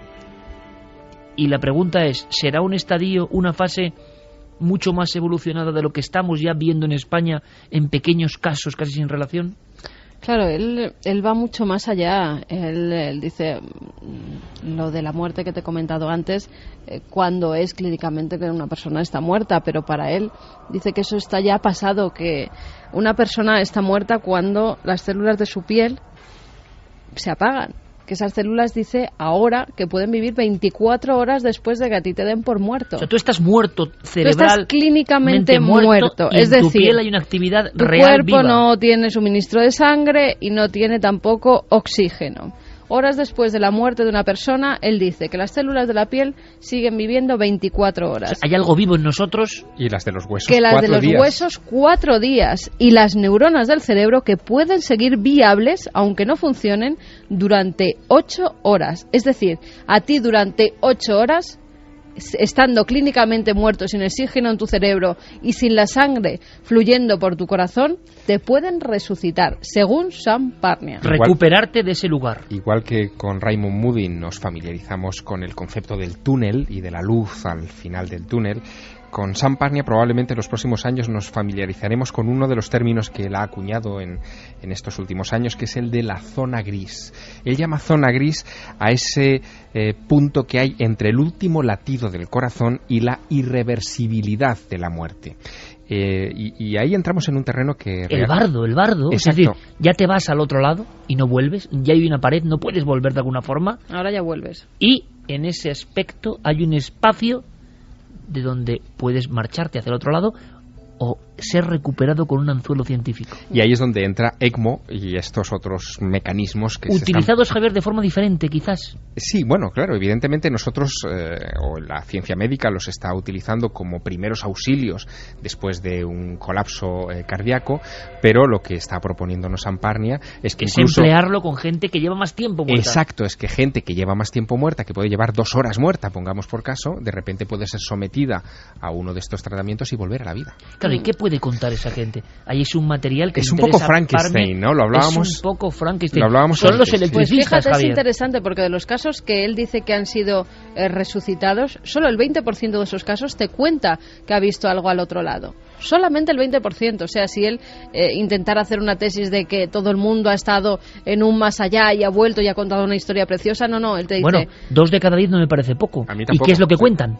Cuentan casi todos lo mismo. Incluso dice que... Casi todo es lo mismo, ojo, que es que sí, casi es todo es lo alucinante. mismo. Esa luz, ese túnel y casi siempre alguien conocido al final del túnel que te está esperando y que en el último momento te dice que regreses, claro, que vuelvas. Pero ¿qué es la y muerte? eso... Claro, la muerte es la experiencia traumática por excelencia y el cerebro tiende a olvidar las experiencias traumáticas. Que haya 2 de cada 10 que recuerden algo me parece muy Pero interesante. otra cosa Pero importante... sobre todo es más interesante cuando los casos son de niños, porque él dice que con niños de 4 años a los que ha devuelto a la vida, a los que ha resucitado y que no tienen conciencia de lo que cuentan los mayores, de esas experiencias cercanas a la muerte, han contado exactamente lo mismo. Entonces, ¿qué pasa ahí? Y sobre todo, con Raymond Moody, y hemos contado, recordarás, Javi, la visión hace poco de Burpo, que era uno de los casos más recientes muy teñidos, ¿no? Por toda la filosofía e ideología de sus padres, lo que tú quieras, que él creía que el cielo había estado en el cielo, él lo interpretaba así, pero lo que contaba era bastante parecido a lo que cuentan otras personas que no creen, por ejemplo. Lo interesante es que con Raymond Moody teníamos la típica historia de operación a vida o muerte, momento muy difícil, la consciencia, el alma, lo que ustedes quieran, ¡pum!, se escapa. Pero no en alguien que ya había sido dado por muerto y llevaba horas muerto, y que es resucitado o recuperado. Esto nos conecta directamente, nunca mejor dicho, con aquellas historias de los resucitadores o de electricians, los electricistas, que es una historia mucho más siniestra, que quizá un día contemos, que viene desde el siglo XVIII y en el XIX, con todos los milagros de la electricidad. Claro, la electricidad parecía algo absolutamente digno de los dioses. Se encendía también el cuerpo con la electricidad y se intentaron hacer muchas cosas que por lo que sabemos o no llegaron a buen término o nunca se supo o se ocultaron. La ciudad en la que hubo más resucitadores de estos que tú nos estás hablando, Iker, fue Londres, y en Londres hasta fechas muy recientes ha estado abierta una exposición en el museo de la ciudad que se titulaba Doctores, la disección y la resucitación de los hombres, en donde se hablaba de muchos de los casos de aquellos médicos del siglo XIX que tenían que hacer acopio de cadáveres de las morgues porque querían hacer sus estudios anatómicos y les practicaban todo tipo de en fin, fechorías llamaríamos hoy, ¿no? Pero corrientes eléctricas. Sí, pero la idea de que la electricidad Exacto. podía devolver la vida a esas células, que no está tan lejano del descubrimiento ahora de que las células, sin ser nosotros conscientes, y cuidado con la barrera que hay aquí, esas células siguen vivas. Oiga, usted no está vivo, usted está muerto, pero hay parte de usted que sigue vivo, sí, y haciendo cosas. Pero fíjate, Parnia en algunas entrevistas que ha ido dando a raíz de la publicación de este nuevo libro, ya dice que no es solo la máquina de resucitación, también él utiliza la terapia de hipotermia. Es decir, tú estando... ¿Criogenización? Ajá, eso es. Criogenización, pero no que te congelen del todo, sino que bajen tu temperatura a determinados grados, que esté el cuerpo muy frío. Se ve que lo tienen controlado, porque las cosas que dice es que como ya han experimentado muchas veces. Exactamente. Y creo que hay un caso que es tremendo, ¿no? Sí, de un futbolista. Sí, hay un futbolista.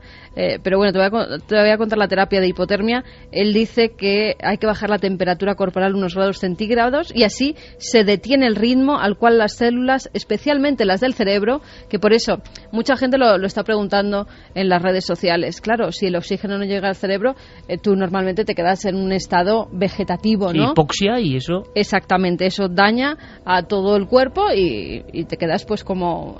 Sí, cuentan como que 4 a 5 minutos que ya es irreversible. Exactamente. Pues dice que bajando la temperatura esas células no se pierden tan rápidamente. Parece que están en un estado de semicongelación, de letargo, en el que ellos pueden reaccionar y con ECMO y haciendo no sé qué, pues pueden volver a la vida a esas personas. Pero claro, ya es una terapia de hipotermia, la máquina ECMO. ¿Y qué más cosas estarán haciendo para resucitar a esos muertos que durante minutos, como el caso de Fabrice Muamba, que era el jugador de fútbol que de repente se cayó en medio del estadio? Sí, como tantos casos, por desgracia, ¿no? Y fíjate, había un cardiólogo viendo el partido y gracias a él, que lo lleva al hospital donde está ECMO, logran recuperarle después de darle por muerto, después de 2 horas de que le diera el infarto, Y a los 2 horas. 2 horas después de que le da el infarto. Y hay parada cardíaca. Hay parada y no hay todo. recuperación. No hay recuperación, pero a él sí que lo someten a esa terapia de hipotermia. Bajan su temperatura y logran reanimarle. Fíjate, las portadas de los periódicos, sobre todo de los deportivos, eran un muerto que ha resucitado. Lo ponían como un ejemplo de una persona que ha estado en el otro lado y que gracias a la ciencia ha vuelto a la vida. Lázaro en un campo de fútbol. Pues la verdad es que estoy maravillado con lo que estáis contando y os habéis dado cuenta de que si esto es así, si esta tecnología es así de prometedora, estaríamos a unos años, a un par de décadas, de que toda esa gente que hay congelada, criogenizada, esperando... Entre ellos una española. Se me acaba de poner los pelos de punta. Pudiesen Santi. llegar a ser despertados algún día, pudiesen llegar a ser reanimados, algo que de momento es imposible. Estamos según de qué muerte, porque estamos hablando de personas que han tenido un ataque al corazón. Dicen que con personas enfermas de cáncer o que tengan los órganos muy dañados, que esa resucitación hoy por hoy no es posible. Tú lo has dicho, hoy por hoy. Hay una cosa muy lógica. Cuando uno ve el pescado congelado, y esto puede ser muy crudo, hay una evidencia que ya los fenicios veían, ¿no? Que con el hielo y la sal, esa carne que en el estado normal se corrompía, lo que estoy diciendo desde perogrullo, se mantenía de alguna forma. No somos tan distintos a nivel físico, por desgracia o por fortuna, de un pescado. Es decir, es lógico que el cuerpo de Lázaro ya era hediondo, estaba en un sepulcro en temperatura ambiente.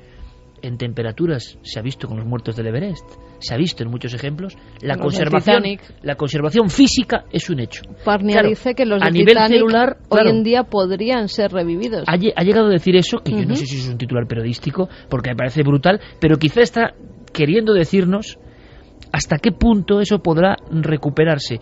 Hay una cosa evidente, por fuera, a nivel físico, un cuerpo congelado, un cuerpo inerte, un cuerpo en hibernación, ha mantenido. Eso es un milagro. Yo no sé por qué, y los físicos lo pueden explicar, pero eso se ha mantenido. Te dirán, bueno, pero por dentro, para entendernos, todo eso ya se ha corrompido. ¿Estarán ya viendo el umbral, la franja, en que eso no se corrompe tan fácil? Y ahora tenemos unos dispositivos para regresar. Si esto es así, estamos cerca de lo que dice tu querido amigo Kurzweil, Santi, el padre de la singularidad. Y hoy, por cierto, y es que uno lee cosas y dice, qué bien escribe este tío, y es ingeniero jefe de todo el sistema de Google. Tonto no es el hombre. Y él habla de que los hallazgos científicos ya no hay quien los pare. Ni siquiera el que conjeture muy años luz puede darse cuenta de lo que viene dentro de 20 años. ¿Y sabes lo que dice él? Me ponen los pelos de punta, No es que viviremos para siempre, pero el hombre, quizá dentro de no tanto tiempo, vivirá cuanto quiera vivir. Y entonces sí que estamos en unos momentos que sobrecogen. Lo están diciendo ingenieros, científicos, hombres que ven ya el futuro.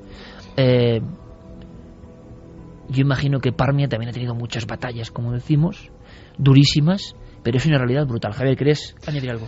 Bueno, quería decir que en estos momentos también se ha puesto en marcha una investigación Cierto. tremenda, a la que se ha dotado con un capital como nunca un estudio humanista había recibido en la historia de los Estados Unidos.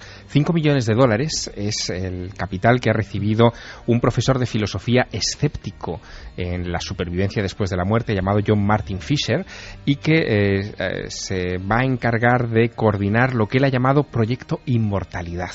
Esto lo hemos sabido en estas últimas horas. También es curioso que coincidan tantas noticias sobre este concepto en un domingo de resurrección, ¿eh? Absolutamente. Bueno, la beca ha sido concedida a este profesor de humanidades de la Universidad de California en Riverside, y este hombre ha puesto en marcha un protocolo la mar de curioso, ¿no? Son $5 millones, es mucho dinero. Él ya ha destinado $2,5 millones a una primera fase de la investigación que él llama la fase empírica. El 1 de junio sabremos a qué proyectos concretos va a destinarla, pero la ha dividido esos $2,5 millones en 10 subbecas de $250,000 para proyectos que tienen que ver con el cielo, el infierno, el karma, el purgatorio, lo que dicen las distintas creencias de todo el mundo, para compararlas también con lo que dice la ciencia a partir de los viajes fuera del cuerpo, de las tesis reencarnacionistas. En fin, el ámbito de estudio parece que va a estar también muy centrado en las experiencias cercanas a la muerte, y hay varios proyectos de los que se han sometido al control de Fisher y de un gran equipo de científicos para recibir esas becas, que son muy curiosos. Por ejemplo, hay un equipo que propone estudiar la hidra, cuyas células se replican sin deteriorarse, para ver si esto tiene alguna aplicación en la biología humana o a futuro podría aplicarse, es decir, hacer una especie de hibridación entre este animal y el ser humano. Esto es alucinante porque, no sé si os acordáis de la noticia de la... si no me equivoco, Turritopsis nutricula. Se había encontrado una medusa, un animal como una medusa, o sea, algo que parece insignificante. Claro, ojo con la insignificancia, porque nos podría hablar de esto nuestro amigo Ramiro Calle, que ha estado en el otro lado prácticamente, en el límite, por un tipo de ameba, decía él.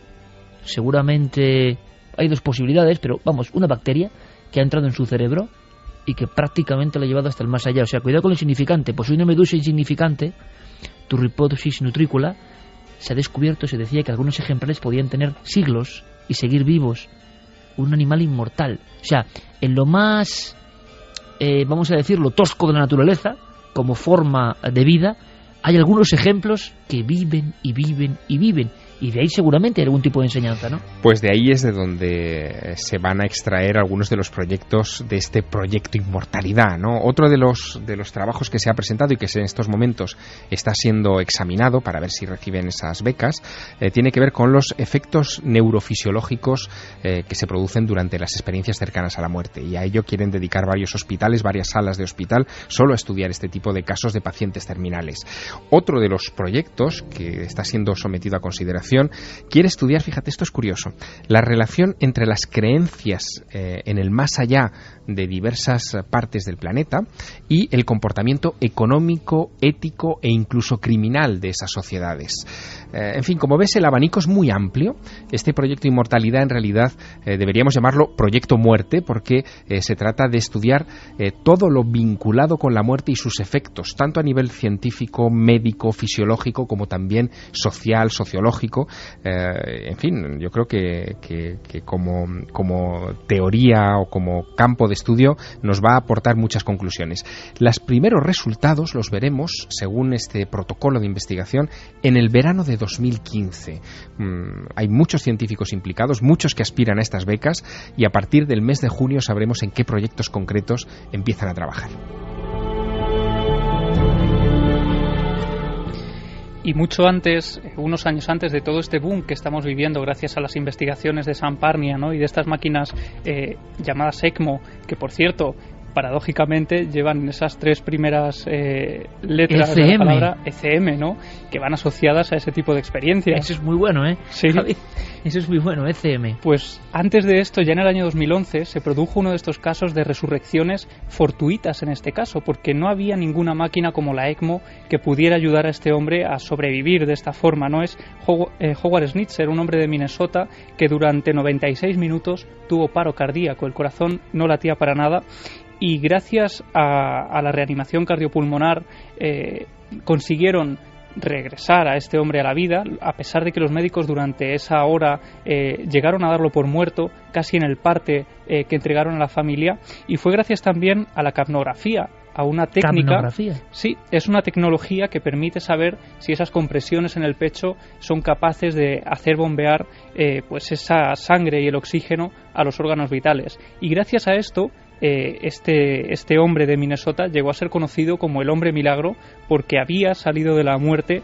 tras 96 minutos en paro cardíaco. Claro, pero el caso del futbolista que estamos contando, Carmen, incluso era superior, es decir, eran como 2 horas después. En fin, estamos ya en unos umbrales que hasta qué momento crecerán. Santi, te voy a pedir evidentemente que te quedes no hay problema, para que sepamos todo lo de Corea a la vuelta, pero es que el tema es apasionante, tan apasionante como, imagino, Sam Parnia, decías, no nos pudo tener fácil. Un hombre que junto a Peter Fenwick, que si no me equivoco hizo el libro llamado El médico perplejo, ¿no? Bonito libro, El médico perplejo, o sea, el médico que se encuentra con cosas que no están en ningún guión. Y yo repito, cuando uno se da cuenta de ciertos asuntos, es muy interesante. He leído, por ejemplo, el libro de En el límite, de Ramiro Calle, nuestro amigo Ramiro Calle. Le entrevistaremos. Ha estado días desahuciado, dado por muerto, y ha visto algunas cosas. Pero fijaos qué interesante, sería otro debate, compañeros, pero este libro de Ramiro, que en realidad es del 2010, es una experiencia del 2010, me la contó hace poco, yo no lo sabía.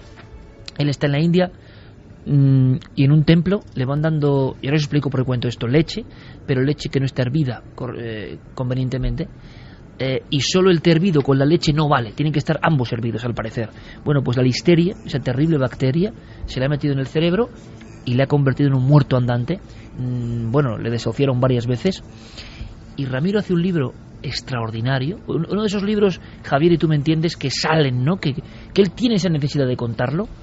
Yo creo que está escrito directamente cuando vuelve en sí.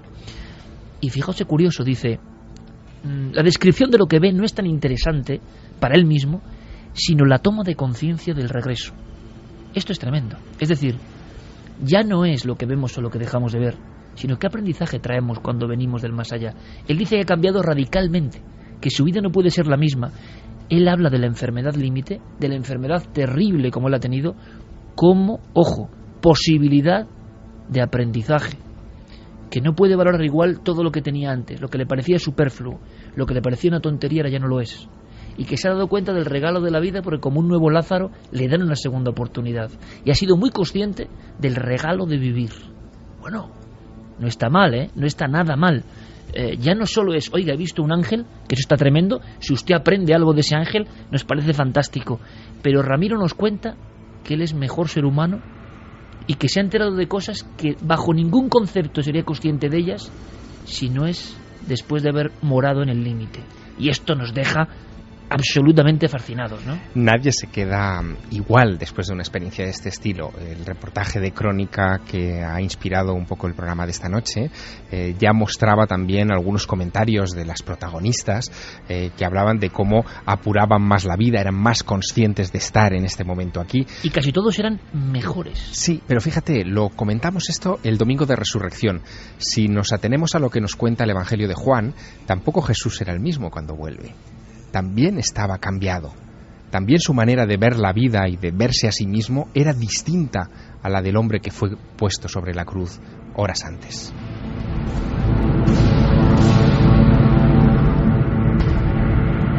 ¿Qué os parece si antes de descansar unos minutos, yo creo que es un programa intensísimo, que está el gran misterio puesto aquí sobre la mesa, el gran misterio que asombra, fascina y da escalofrío por igual, y le ha pasado a nuestros hermanos del principio del tiempo igual que a nosotros? Vamos con vuestras reflexiones, que son importantísimas, y al regreso, por supuesto, Santi nos dará la última hora de ese momento que esperemos que no llegue, pero que en titulares daba mucho miedo, con la historia de Corea del Norte. Pues mira, Sergio nos dice, buenas noches, lo de las células del cerebro que duran unas horas después de morir, ya lo había escuchado hace muchísimos años. Se lo comentó un médico a mi madre, que cuando hablas al lado de un recién fallecido, él te escucha. Y hay que tener cuidado con lo que se dice al lado del muerto, por no perturbar de algún modo sus últimos momentos entre nosotros. Qué mínimo, ¿no os parece? Un saludo, gran programa. Chris dice, la muerte es la muerte, solo se muere una vez, lo demás es otro concepto, podríamos decir semimuerto o semivivo. La muerte es una fase más de la vida. Me encanta todo lo que dicen, y sobre todo me sigo sorprendiendo con la rotundidad de muchas personas que de verdad creen estar en lo cierto. Yo, como no creo estar en lo cierto de nada, me sigue sorprendiendo la rotundidad de quien cree estar en lo cierto de algo. La muerte es una fase más de la vida y no es el fin. Mi opción es un error, querer ser inmortales, nos lo decía Javier Lobato. Miguel Ángel dice que hay un episodio de la serie House donde practican lo de la hipotermia y la circulación extracorpórea que hemos mencionado. Qué interesante. Gemma me está dando muy mal rollo saber que puedes reanimar a una persona tras estar 2 horas muerta. Dark Boss, si se supone que el alma abandona el cuerpo cuando mueres, ¿cómo vas a poder meterla en el cuerpo de nuevo? Beatriz dice, estarían en coma o cercanos a la muerte, pero muertos seguro que no. Aún así, tema hay para debate. ¿Alguien sabe lo que es la muerte? ¿Qué es estar vivo y estar muerto realmente? Sí, no lo sabe nadie. Fíjate que Parnia precisamente ha hecho una labor divulgativa increíble sobre la muerte como proceso, incluso entre sus colegas médicos. Es decir, hace 10 años, y estamos hablando de hace solo 10 años, la muerte era considerada por la mayor parte de los médicos como un momento. Es decir, la máquina empieza a pitar, el paciente está muerto, se toma la hora, se levanta el certificado. Pero gracias a la labor de Parnia y de otros, cada vez se extiende más la idea de que la muerte es un proceso que se alarga. Don Santiago, como diría aquel, y lea usted libros de hace 100 años, solo 100 años, y se va a enterar de cosas increíbles que eran la verdad rotunda e inamovible, por ejemplo, respecto a la muerte, y que algunos ya no tienen ninguna validez con lo que sabemos hoy. ¿Qué no sabremos dentro de 15 años? ¿Qué rotundidades no valdrán para nada del concepto muerte dentro de 15 años? Fairfield dice 8 horas las neuronas, pero si te quedas sin oxígeno en el cerebro durante unos minutos ya sufres daños irreversibles. Sombra Northester dice, el día que exista la inmortalidad solo estará al alcance de los ricos, al más puro estilo In Time, si las cosas siguen igual. Bueno, o sea, si somos inmortales tenemos que quejarnos, ¿no? Porque solo será para los ricos. Hombre, ojalá, ¿no? Ya veremos si luego se socializa, no lo sé, pero consigamos la inmortalidad, ¿no? Creo no vamos que entre esos hospitales está la Fe de Valencia, que si no recuerdo mal es de la Seguridad Social, sí, por supuesto, la máquina ECMO está en todos hospitales públicos. Manolo de Alicante dice, es el cese de la actividad cerebral lo que marca la muerte. Si solo es una parada cardiorrespiratoria no hay muerte real, y desde luego no nos podemos ni imaginar lo que habrá en términos médicos dentro de 25 años. De hecho, hace 25 o 30 años parte de los tratamientos existentes hoy no eran ni siquiera meras hipótesis. Luis González dice, la muerte es difícil de definir, la vida es compleja, no es bombear sangre y respirar, por lo tanto la muerte también es compleja. Es muy interesante. Juan Diego, vamos, que cuando tu cerebro entra en hipoxia y se envenena debido a ello, ves lo que haga falta. Bueno, al parecer no, porque según los estudios de San Parnia dice que no todos ven lo mismo porque verían las mismas cosas, ni todos tienen los mismos procesos, incluso que hay una mínima parte que se ve fuera del cuerpo y ve cómo lo están reanimando, cómo es sometido a distintas terapias. De hecho, Parnia está ahora mismo en pleno proyecto Awareness, que es el famoso proyecto que está implicando a hospitales de todo el mundo para hacer pruebas objetivas sobre si las experiencias fuera del cuerpo de los pacientes en ECM son reales, y está a punto, posiblemente este año, de darse los resultados definitivos que pueden dar muchas sorpresas. No, aquí el problema, Juan Diego, querido amigo, es que no ves lo que quieras, que se lleva viendo lo mismo desde el principio del tiempo y casi todo el mundo ve algo muy similar, con lo cual el problema es morrocotudo y maravilloso al mismo tiempo. Don Javier Sierra, como siempre le digo a estas horas, que siga su maravilloso éxito con el Maestro del Prado, número 1 en todas las listas habidas y por haber, y que sigas conquistando reinos de taifas. Así seguiré, viéndome con muchos milenarios en toda España. Sí, sé que te reciben en toda España con mucho cariño y tenéis que apoyar a nuestro amigo Javier con su cruzada particular, ¿no? También por ver otras cosas. Todo esto también está en el arte. Hombre, el arte es lo último que nos refleja esta dimensión maravillosa del alma. Mucha suerte, Javier, mucho éxito. Gracias, nos veremos. Oye, tú estás por ahí de gira todo el rato, no te pierdas mañana Cuarto Milenio, ¿eh? No me lo pierdo. Porque mañana hay una cosa que te va a gustar mucho, pero mucho, mucho. Sin pestañear. Gracias, Javier. Hasta un pronto. abrazo muy fuerte. Nosotros continuamos, compañeros. Ahora van, por supuesto, todas las noticias, toda la actualidad, nuestros compañeros de los servicios informativos, porque además hay muchas cosas que contar. Y después volvemos nosotros. ¿Cómo empezaste con la investigación, Clara? Bueno, pues todo ha empezado porque se me ocurrió la idea de relacionar este tema con otro que es el tema de la grafología, porque empecé a preparar una novela y así fue como descubrí que pues no eran casos son casos puntuales, vamos a decirlo así, pero que había algunos cuantos y que eran los que habían, desde luego eran muy llamativos, muy sorprendentes y demasiado poco coincidentes en cuanto a que los fenómenos que se manifestaban eran tan fuertes que dices, bueno, pues esto no puede ser una coincidencia, ¿no? Esa es un poco la impresión que... ¿Cuál es el primer caso que te encuentras? ¿Qué dices como investigadora? Y muchos años, ¿no?, acercándote a temas de lo más diverso, planificando tu investigación, dices, caramba, vaya caso. Nos pasa muchas veces, ¿verdad? Un recorte, una página de un suceso que parece olvidado, que al final acaba desapareciendo, ¿no?, entre la marea de datos, pero tú te quedas con ese suceso, lo extrapolas y dices, aquí hay algo. Pues precisamente fue el caso que se ha mencionado en la introducción, que el de Claire Sylvia, esta bailarina neoyorquina, que tenía una enfermedad muy grave y bueno, se sometió a un doble trasplante de corazón y pulmones, y a raíz de ese trasplante esta mujer, que tenía un carácter, bueno, pues era una bailarina, era muy disciplinada en su dieta, porque esa es una de las cosas que hay que comentar, se experimentan cambios hasta en los gustos, ¿no?, en las comidas, y llevaba una vida muy ordenada en ese sentido.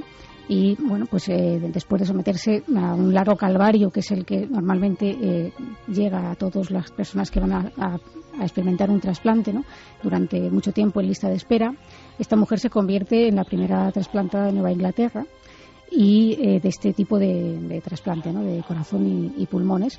Y bueno, pues desde el mismo instante en que despierta, ya despierta con un vívido sueño en el que ella se veía a sí misma junto a un joven que no conocía absolutamente de nada y que se acercaba a ella, la besaba, y al besarla era como si ella aspirara algo de ese joven, se aspirara su alma, su energía, su esencia. Y en el momento de despertar ella ya tenía conciencia, o sea, lo que ella cuenta en un libro que publicó años después, que se llama Baile de Corazones, de que esta persona que había visto en el sueño era su donante.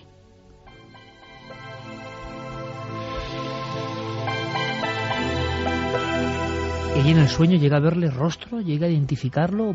¿Se produciría una investigación por parte de la propia paciente? Sí, porque esto es una de las cosas que hay que comentar, ¿no?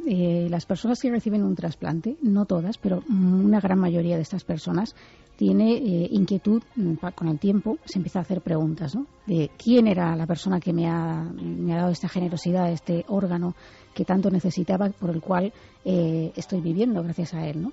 Y esto es algo que se pregunta a muchísimos trasplantados, y esta mujer desde luego se lo preguntó, y a raíz de este sueño empieza a tener otra serie de sueños en los que aparecía este joven, que ella desde ese mismo instante decía que se llamaba Tim, o sea, tenía muy claro que se llamaba Tim, y el apellido, lo que pasa es que el apellido ella tampoco lo divulgó en el libro porque por respeto a la familia del donante, sabemos, comenta que sabía nombre y apellido, vamos, estaba segura de que el apellido empezaba por L, por la letra L.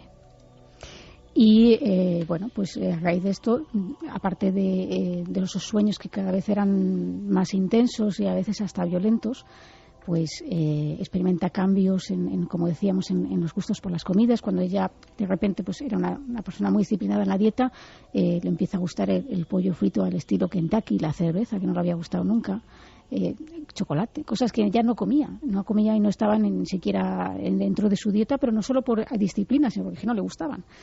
Y entonces, bueno, pues todo esto le sume, digamos, en una crisis de identidad muy profunda, que ella pensaba que era la única. Claro, también es un tema que es un poco tabú, yo creo, y esto conviene decirlo, porque cuando alguien ha recibido un órgano, o en este caso un par de órganos, que van a permitir que tú puedas vivir, no ya digamos una calidad de vida, sino que puedas seguir viviendo, porque esta mujer estaba realmente fatal antes de realizar el trasplante, estaba ya en las últimas.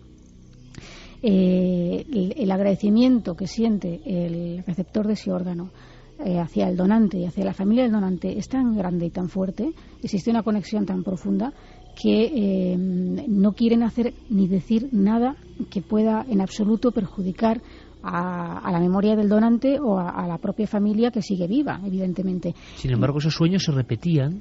Sí.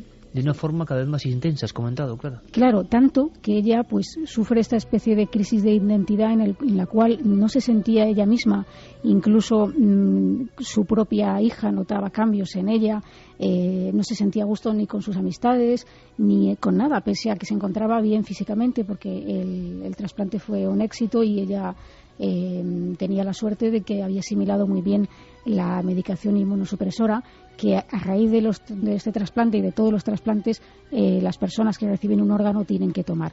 Y esto quizá aclaramos porque también es una de las teorías que luego podemos esbozar, ¿no? Cuando alguien recibe un órgano que es ajeno a nosotros, externo totalmente, lo que ocurre es que nuestro sistema inmunológico empieza a producir unas defensas para atacar a ese órgano que considera invasor, para intentar expulsar de su cuerpo ese elemento extraño que ha sido introducido, ¿no? Y para paliar todos estos efectos, lo que se hace es que se suministra una medicación inmunosupresora que es muy potente, que debe ser tomada todos los días y que tiene graves efectos secundarios que pueden originar pues desde diabetes, subida de la tensión, propensión a desarrollar un tumor, una serie de cosas que obviamente no son tan importantes cuando hay una vida en juego. Es decir, las personas que se someten a un trasplante saben de este sistema y de lo que va a pasar, de lo que puede pasar, pero lo acatan porque es que no les queda otra, ¿no? Entonces, bueno, pues ella al principio cree que a lo mejor es la medicación que está recibiendo la que puede estarle cambiando de alguna forma, y empieza a acudir a una terapia con grupos de personas que han recibido trasplantes igual que ella, y es cuando descubre que no es la única.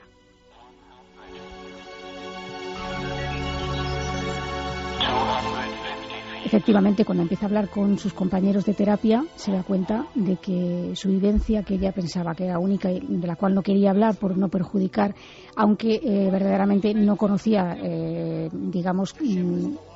conscientemente la identidad de la familia del donante, porque está prohibido. No tenía ningún dato, ¿no?, para saber. Lo único que sabía es que había sido un joven de 19 años o 18 años, parece que tenía, y que había muerto en un accidente de motocicleta, nada más.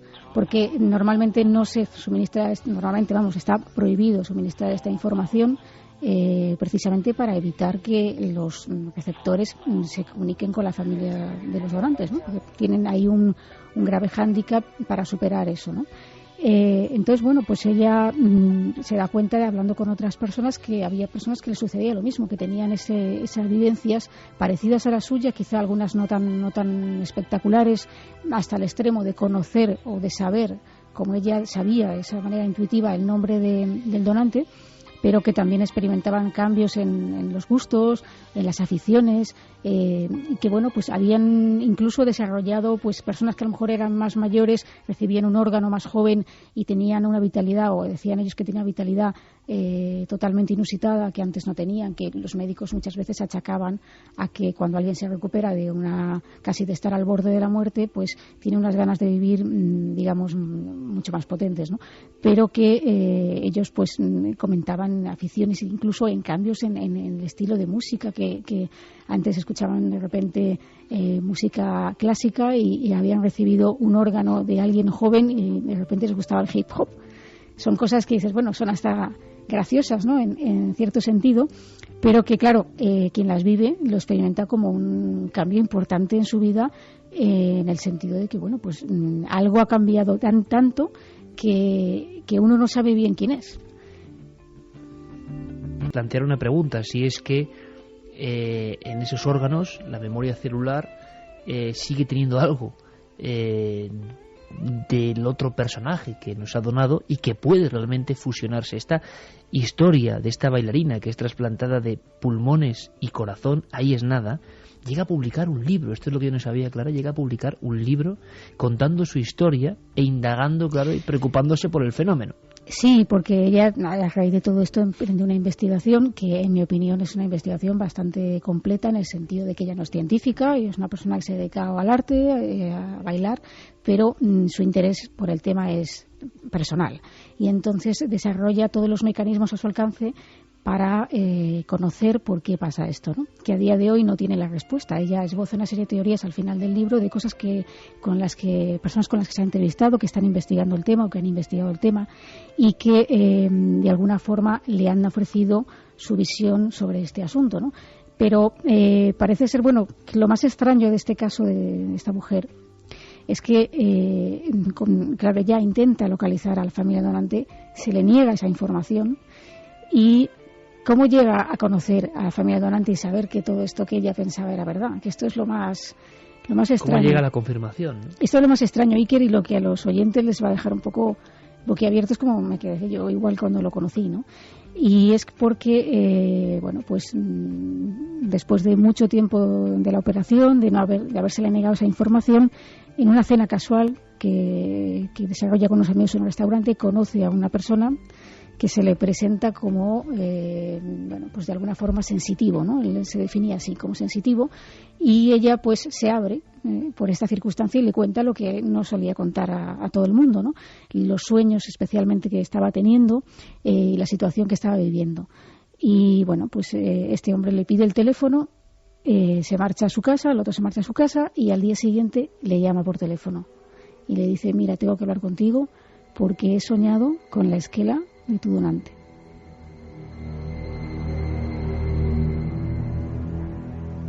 Ella la verdad es que no da crédito a esto, aunque claro, después de todo lo que le había pasado, pues le quedaba una duda, ¿no? Y entonces se reúnen en una hemeroteca y buscan el recorte con los datos del sueño que había tenido este hombre y lo encuentran. Encuentran que, coincidiendo con la fecha de su trasplante, aparece la esquela de un joven que podría ser. Se hablaba de que había tenido un accidente, que había chocado contra un árbol con su motocicleta y por la edad podría ser. Y entonces ahí se le plantea un dilema muy gordo, ¿no? Y es que, ¿qué hago? Si voy a ver a esta familia y les cuento esto, es que igual me echan de la casa, ¿no? Y duda mucho, hay gente que le aconseja que no vaya, que se olvide del tema, que puede causar un grave trastorno a esa familia, pero ella está empeñada y resuelta a hacerlo, porque realmente su vivencia en este sentido había sido positiva, es decir, pese a su crisis de identidad, que es lo que ella le volcó hacia este asunto, todo lo que ella sentía, porque ella lo sentía en el corazón, es lo que ella decía, ¿no? Hacia Tim, hacia el donante, era todo positivo, ¿no? Y ella quería compartir eso con la familia. Entonces viaja a conocer a la familia, que estaba en otra ciudad, y la familia en principio pues la recibe un poco fría, ¿no? Porque no quiere asimilar un poco todo esto que se le está contando, y de hecho pues en un momento determinado algunas personas de la familia no la reciben demasiado bien, otras sí, y es a medida de que tiene contacto con ellos y empieza a compartir sus experiencias, lo que ella estaba viviendo, lo que ella estaba sintiendo al respecto del donante, cuando la familia pues se queda completamente alucinada y le empieza a confirmar que esos datos que ella les está dando pues son verdad.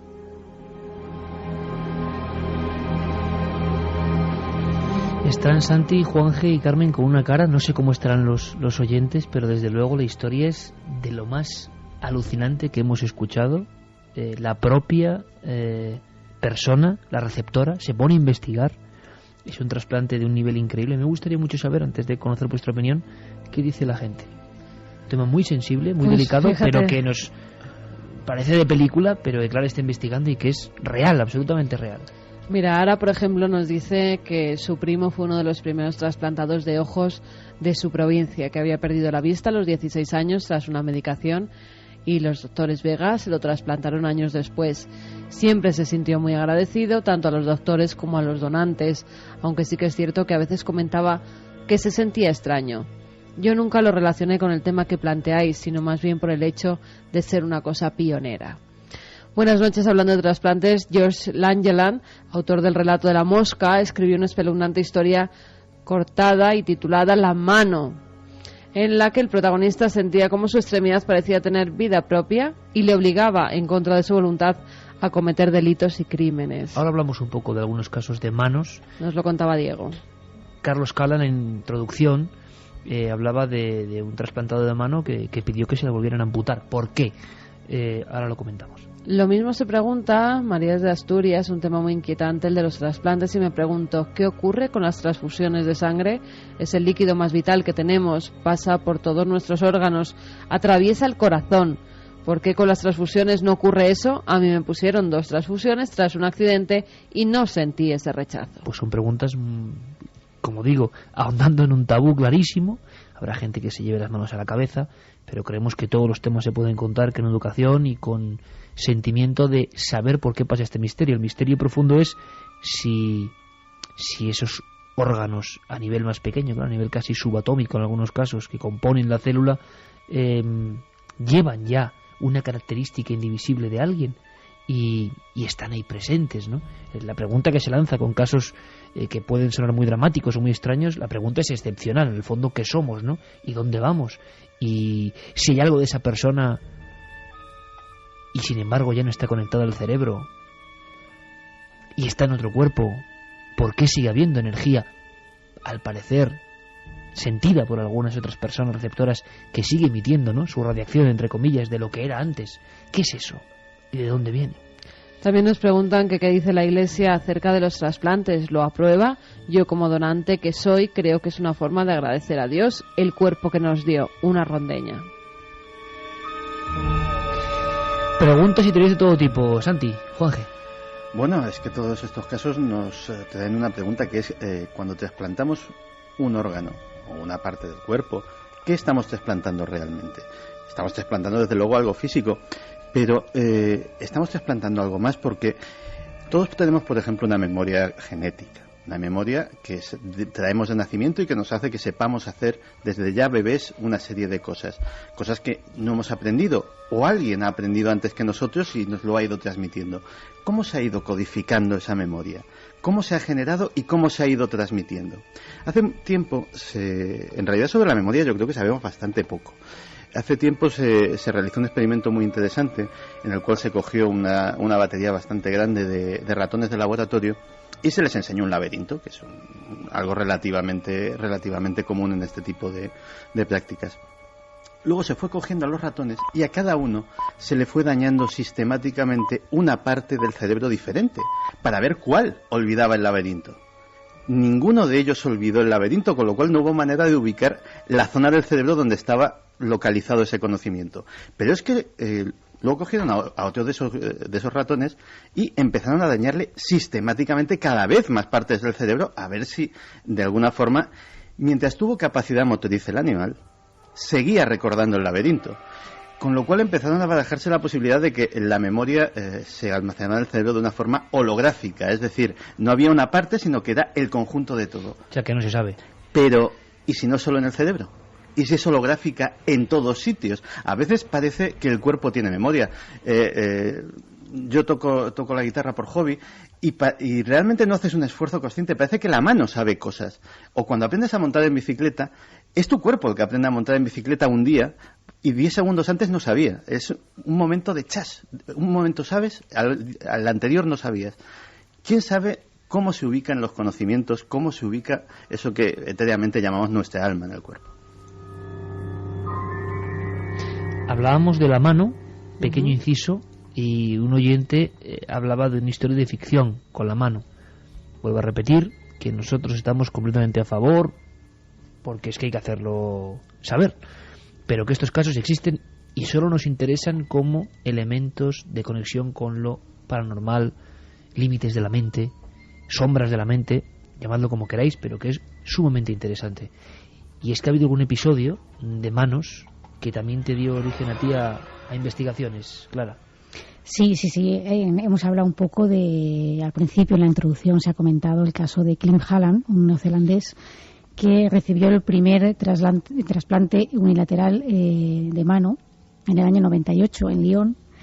Y bueno, pues al ser el primero, pues levantó una agria polémica sobre si eso era necesario. Es decir, hemos hablado antes en casos como el de Claire Silvia, en el cual es que o se moría o se trasplantaba, no había otra. Pero claro, en el caso de un órgano como la mano, en cual no es necesario para que podamos seguir viviendo, sí es un órgano funcional, pero no necesario para que haya vida, pues los médicos, no toda la comunidad científica estaba de acuerdo con este trasplante, puesto que decían que, claro, la persona tenía que tomar esos inmunosupresores de los que hemos hablado, esa medicación muy potente, que además en este caso no existe una medicación específica para este tipo de trasplante.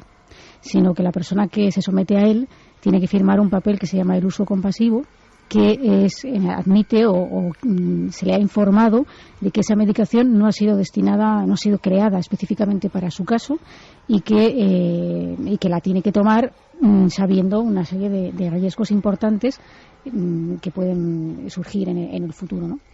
Este hombre pues estaba tan deseoso de realizarse el trasplante, de recuperar su antiguo aspecto, que no le importó todas estas consideraciones y se sometió al trasplante. Incluso se estuvo preparando bastante tiempo antes del trasplante, estudió inmunología para saber cómo su sistema inmunológico iba a atacar al nuevo órgano, practicaba a tocar el piano y le daba órdenes mentales a la mano fantasma, ¿no? A la que no existía, a la mano derecha.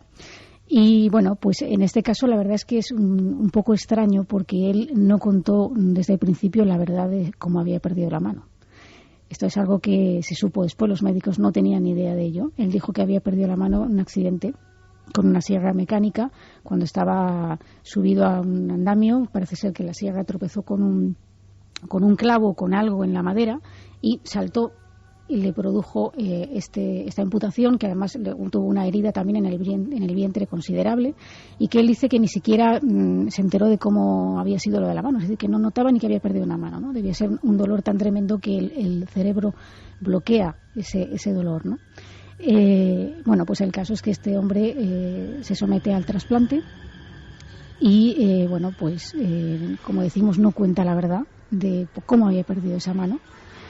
Y empieza, bueno, pues a hacer los controles de rigor, tiene que hacer una rehabilitación, la operación duró como 12 o 13 horas de quirófano, porque hay que unir tendones, huesos, en fin, es una operación muy complicada, siendo un órgano, como decimos, que además Iker está visible en todo momento, porque en el caso de otro tipo de trasplantes no vemos el corazón, no vemos el hígado, no vemos los pulmones, ni los riñones, etcétera. Pero la mano está siempre visible, es imposible de ocultar y en cada momento vamos a estar viendo esa mano y pensando que esa mano no es nuestra, en cierta forma, ¿no?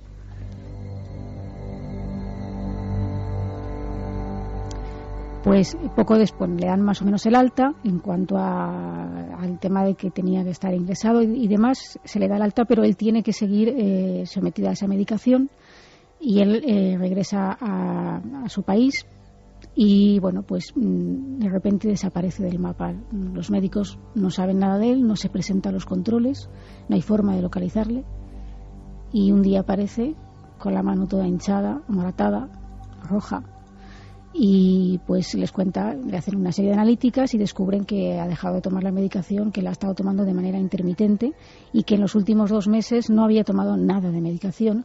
Él dice que la medicación era muy molesta y que se había puesto enfermo al tomarla porque cada vez que cogía una gripe pues pensaba que se podía morir porque realmente perdía todas las defensas, ¿no?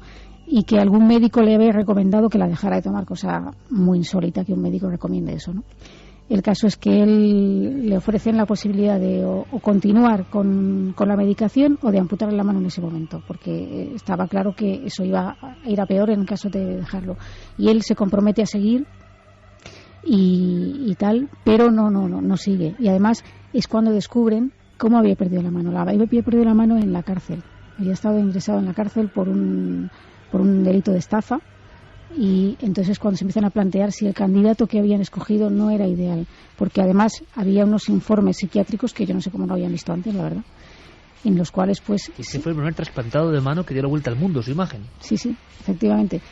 Como en esos informes se decía que era una persona bastante inestable, ¿no? Psicológicamente hablando, es decir, que esto es muy importante también, escoger bien al receptor de un órgano y más de estas características, como decimos, un órgano visible en todo momento, ¿no?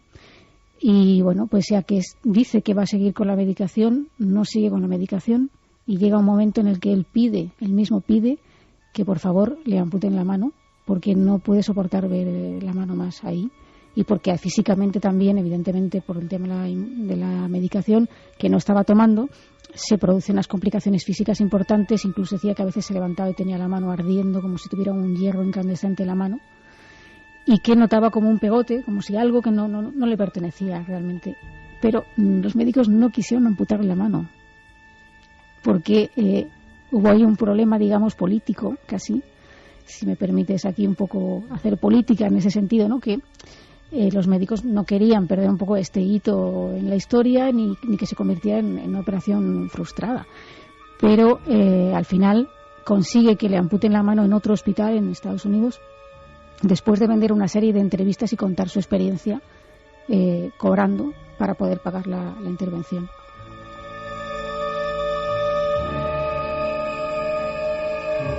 Mi gran pregunta, Clara, ¿cómo le amputaron la mano en la cárcel? ¿Qué pasó en la cárcel?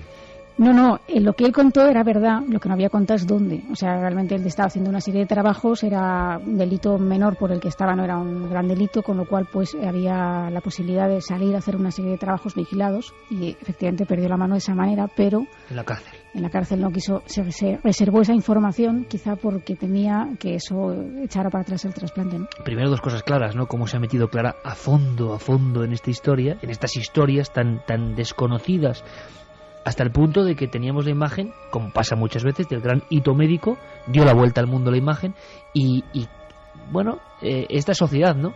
Al tercer día ya nadie sabe nada del gran hito, y pueden pasar mil cosas y no nos enteramos, y a veces las cosas son de novela del Edgar Allan Poe, vamos, la mano. Más preguntas, Carmen. Pues nos dicen, fíjate, nos hablaban en uno de los mails del síndrome de la mano izquierda. Y nos decía Óscar: buenas noches, amigos de Milenio 3. Hace años, viendo un documental sobre neurología, hablaron de una serie de casos que realmente me pusieron la carne de gallina. Todos eran enfermos de epilepsia y se habían sometido a una cirugía experimental que aislaba los dos hemisferios del cerebro para tratar de reducir los efectos. Los resultados eran positivos, pero todos empezaron a experimentar algo extraño, y es que sus manos izquierdas actuaban como si tuviesen conciencia propia. Abrían y cerraban cajones, cambiaban las marchas del coche mientras conducían, e incluso un caso en el que un paciente se despertaba en medio de la noche porque estaba siendo estrangulado por su propia mano. La ciencia a veces tiene una cara terrorífica. Bueno, esto será verdad o será leyenda, suena un poco a leyenda, ¿no? Pero claro, ya sabiendo lo que sabemos de algunos casos, ¿quién es segura, no? Pues si te cuento otro que sucedió en China. Esto ya es... Aquí es un caso que el órgano en cuestión era un pene. Cuenta. Se hemos quedado todos como... Y la audiencia, imagínate, ¿ahora cómo vas a dejar de contar? Claro, pues en este caso dramático también, porque había perdido... No se especificaba, no he llegado a descubrir exactamente las causas de cómo había perdido el órgano, pero sí se especificaba que era un problema serio porque impedía también orinar, o sea, es una cosa realmente importante que esa persona recibiera este tipo de trasplante. Y bueno, pues la intervención fue bien, todo desde el punto de vista físico fue bien, pero 15 días después el hombre, este hombre chino, y su mujer acudieron porque pidieron que se le amputara el pene por rechazo psicológico, Iker, tanto de la mujer como del propio hombre. No podían... No podían asimilar eso. Madre mía, claro, es que hay unas barreras que imagínate, claro, que es que ha habido gente que por accidentes ha tenido que tener operaciones que nos pueden parecer, pero que son realidades. Madre mía. Por cierto que ha habido una noticia de última hora, como siempre, que podemos pensar que es leyenda, y luego de leyenda nada, ¿no? ¿Es cierto, Santi Juanje, lo del hombre que quiere ponerse una cámara? Primero, yo no sé cómo puede funcionar una cámara acoplada al tejido humano, es que no lo entiendo. Resulta que es que el hombre, efectivamente, le falta un ojo.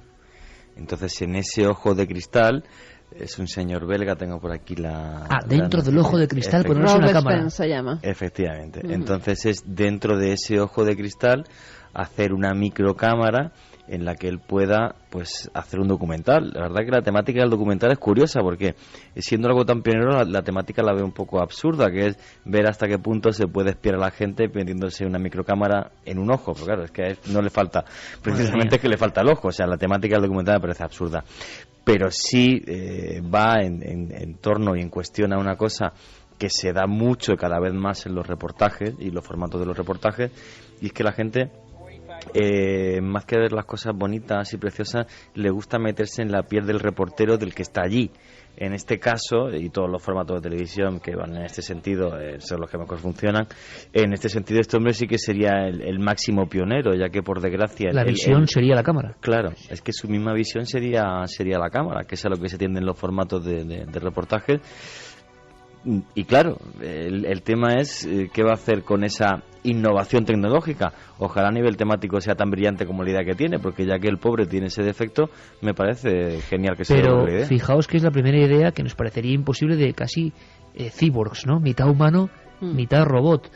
Otro ejemplo que nos sonaría imposible hace 10 años. Alguien, Santi, en un dedo, un terminal USB. Pues sí, pero esto no es broma. No es broma, parece... Y bueno, empezó yo creo que como una broma. Un caballero finlandés que tuvo un desgraciado accidente de motocicleta en que un reno, un venado, un animal de estos... Un ciervo. De estos que hay por allí por Finlandia. Se le cruzó por el camino, tuvo una mala caída, un mal accidente de moto y perdió un dedo. Y cuando estaba hablando de su rehabilitación con el doctor, yo creo que medio hombrona le dijo, bueno, pues tú que eres informático, pues yo creo que si te ponemos una memoria USB ahí, pues ya le sacas una utilidad. Y dijo, vale. Pero ¿cómo puede ir? Es que no puedo acabar de entenderlo. En la prótesis. Claro, una prótesis biónica, así, claro. Tal, y luego... Y llevaron a cabo la operación. A mí de esta noticia lo único que me choca es que ya puestos a reemplazar un dedo solo ha puesto una de 2 gigas, que las hay de mucha más capacidad. Pues sí, pues la verdad que se va a quedar obsoleto, pero lo podrá cambiar. Pero fíjate que yo creo que iremos viendo cada vez más cosas de estas, porque de hecho hay toda una tendencia de pensamiento, que es el transhumanismo, que se basa precisamente en que el ser humano no debería dejarse limitar por la mera biología, y que con la ayuda de la cirugía, con la ayuda de la implementación tecnológica de aparatos dentro de tu propio cuerpo, los cyborgs que mencionabas antes, y con cualquier otro tipo de ayuda química, quirúrgica, técnica, etcétera, etcétera, el ser humano tiene todo el derecho a utilizarla para mejorarse, prolongar su vida, mejorar sus capacidades sensoriales, sus capacidades intelectuales o físicas. Santi, ¿por qué no lo hablamos la semana que viene? Porque hay una noticia que tú mismo me has pasado del primer muerto por un robot en guerra, que es el inicio de otra historia. Podemos hablar de ese término terrible que venía del antiguo checoslovaco, creo, robota, esclavo, ¿no? Sí. Y que vamos a hablar de robots la semana que viene también, ¿te parece? Capek se llamaba el que inventó el término. Karel Capek. Acabo de acordar. Pues la semana que viene vamos a hablar de eso, porque las máquinas, desde luego, ya están aquí. Claro, nos trae una información impresionante. Claro, te voy a invitar a que te quedes, o te voy a hacer una pregunta más sobre este último tema, polémico y de verdad sobrecogedor en muchos aspectos, pero es el cine japonés. Yo decía antes película antigua, bueno, antigua que tiene 4 o 5 años, ¿no? Ya es antigua. El Ojo, que fue una de las primeras que dejó al mundo entero extasiado de terror, porque alguien al que le trasplantaban un ojo empezaba a ver visiones como si fuera el muerto. Y eso causó una serie de tremendas reacciones, ¿no? A muchos niveles. Ahora me contestas, Clara, ¿ha habido un caso parecido? ¿Ha habido gente que ha notado, aparte de ese primer caso espectacular, estas sensaciones de tocar casi el más allá con un nuevo órgano? Así nos lo contaba el cine. Primero, deberías saber bien cuál es la ética médica en lo que respecta a los trasplantes de órganos. Segundo, me es imposible conocer la identidad del donante de córnea. ¿Qué sombras negras? ¿Cambias una córnea y ve fantasmas? ¿De verdad crees eso? ¿Y si te digo que sí? Entonces dejémoslo ya. Pero, tío...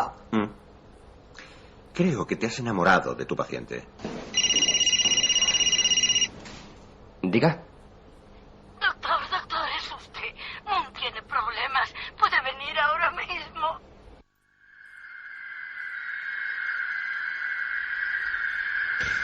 Eso era el cine, y la realidad a veces se parece. 2:46, esto es Milenio 3.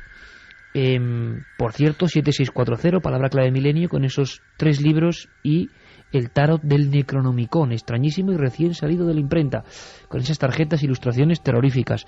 Por cierto que mañana también, en Cuarto Milenio, Carmen nos trae una historia de esas. A mí me ha impresionado, A mí me ha impresionado conocer la historia, y sé que mañana vamos a tener documentación en vídeo de aquel niño escocés, lo contamos, que parece que recordaba perfectamente una vida anterior, con pelos y señales. La pregunta es si ha habido esos casos en esta panoplia de historias extrañas que estás investigando ahora mismo, Clara, y que te agradezco además que nos cuentes, con los trasplantes, porque parece que algo dentro cambia, casi siempre para bien, pero a veces parece que la percepción también se amplía, o pasan cosas muy raras. ¿Hay casos de este tipo que catalogarías como de lo más extraño? Sí, precisamente al filo de un niño. En este caso de una niña de 8 años, un caso recogido por Paul Persson, que es uno de los investigadores que estudió hasta que murió recientemente el año pasado, todo el tema relacionado con la memoria celular y con ese tipo de casos, y en una convención de psiquiatras y psicólogos que se desarrollaba en Houston, una psiquiatra, asistente entre el público, después de terminar la intervención de Paul Persson, se dirigió al auditorio y contó un caso que ella misma había estudiado. Una niña de 8 años había recibido un corazón de otra niña que había sido asesinada con 10 años y bueno, pues de repente la niña empieza a tener sueños con su donante, o sea, la niña de 8 años, y que no sabía absolutamente nada ni que está condicionada de nada. Y ella dice que recuerda en el sueño, sabe cómo se ha producido el suceso, sabe que han disparado a esa otra niña de 10 años, sabe cómo era el asesino, sabe cómo se produjo el crimen, las ropas que llevaba, dónde se produjo, dónde ocultó pruebas, y la madre, pues completamente aterrorizada, lleva a la niña a esta psiquiatra. La psiquiatra al principio no da crédito, pero a medida que va desgranando detalles muy precisos, se queda tan impresionada que deciden acudir a la policía. Y ella cuenta en esta convención que a raíz de ir a la policía el caso se reabre, se investiga y se detiene al asesino. ¿Y esto ocurrió hace poco? Pues esto ocurrió hace unos años en esta convención, exactamente no sé el año, porque lo que sí comento es que muchos de esos casos, algunos hemos dado nombres y apellidos, pero hay otros que conocemos el caso, pero no conocemos muchos detalles porque las personas lo han contado, pero de manera anónima, si no, no lo hubieran contado. Impresionante es poco, seguiremos andando en todo esto, Clara, y desde luego que, como te conocemos bien, seguro que todas estas indagaciones al final son un fruto inquietante, pero a la vez informativamente con un gran peso, y que va a enseñarnos otro mundo, que es lo que hacemos entre todos desde hace muchos años, ¿no? Pero quiero que te quedes, Clara, al menos para conocer un poco esta historia que viene a continuación, que nos lleva a Venecia. Luego Nacho, en la tercera hora, nos contará una historia de un extraño cráneo que ha aparecido con invocaciones satánicas de hace muchos miles de años, que ha dejado a los investigadores y arqueólogos alucinados. Es un cráneo con ciertas manufacturas y que tiene que ver con lo diabólico en el mundo judaico. Pero ha habido otro cráneo que nos ha llamado mucho la atención y que esta semana ha salido a la luz, se ha desenterrado en una fosa común en Venecia, ni más ni menos. Hace poco estábamos allí. De nuevo Joan Solés, que ha estado pluriempleado para Milenio esta semana. Joan Solés tenía los últimos datos y ahora comentamos más. Vampiros, sí, como tantas cosas, leyendas, ¿no? Pero entonces, ¿por qué este cráneo ha aparecido así? Buenas noches. El cadáver de la mujer del siglo XVI, con el ladrillo encajado entre las mandíbulas, ha sido hallado en una fosa común de Lachareto Nuovo, una isla de la laguna que fue hospital cementerio de Venecia en tiempos de las grandes epidemias que azotaron media Europa hasta el siglo XVII. En aquella época se atribuía la propagación de la peste negra, por ejemplo, a vampiros, muertos vivientes, comedores de mortajas, como demostrarían los cuerpos revueltos en sus tumbas que a menudo hallaban los sepultureros. En realidad, la mayoría eran seres humanos que, considerados muertos, habían sido enterrados vivos, o resultado de la descomposición de cadáveres que por entonces no se comprendía todavía. En cualquier caso, leyendas antiguas explicaban el fenómeno como acción de vampiros, que el poder político, en ese caso la Inquisición en el mundo cristiano, se encargó de perseguir. Conocemos todo ello por la amplia documentación de los inquisidores, que reflejaban en sus actas detalles macabros y descripciones muy precisas de los procesos post-mortem.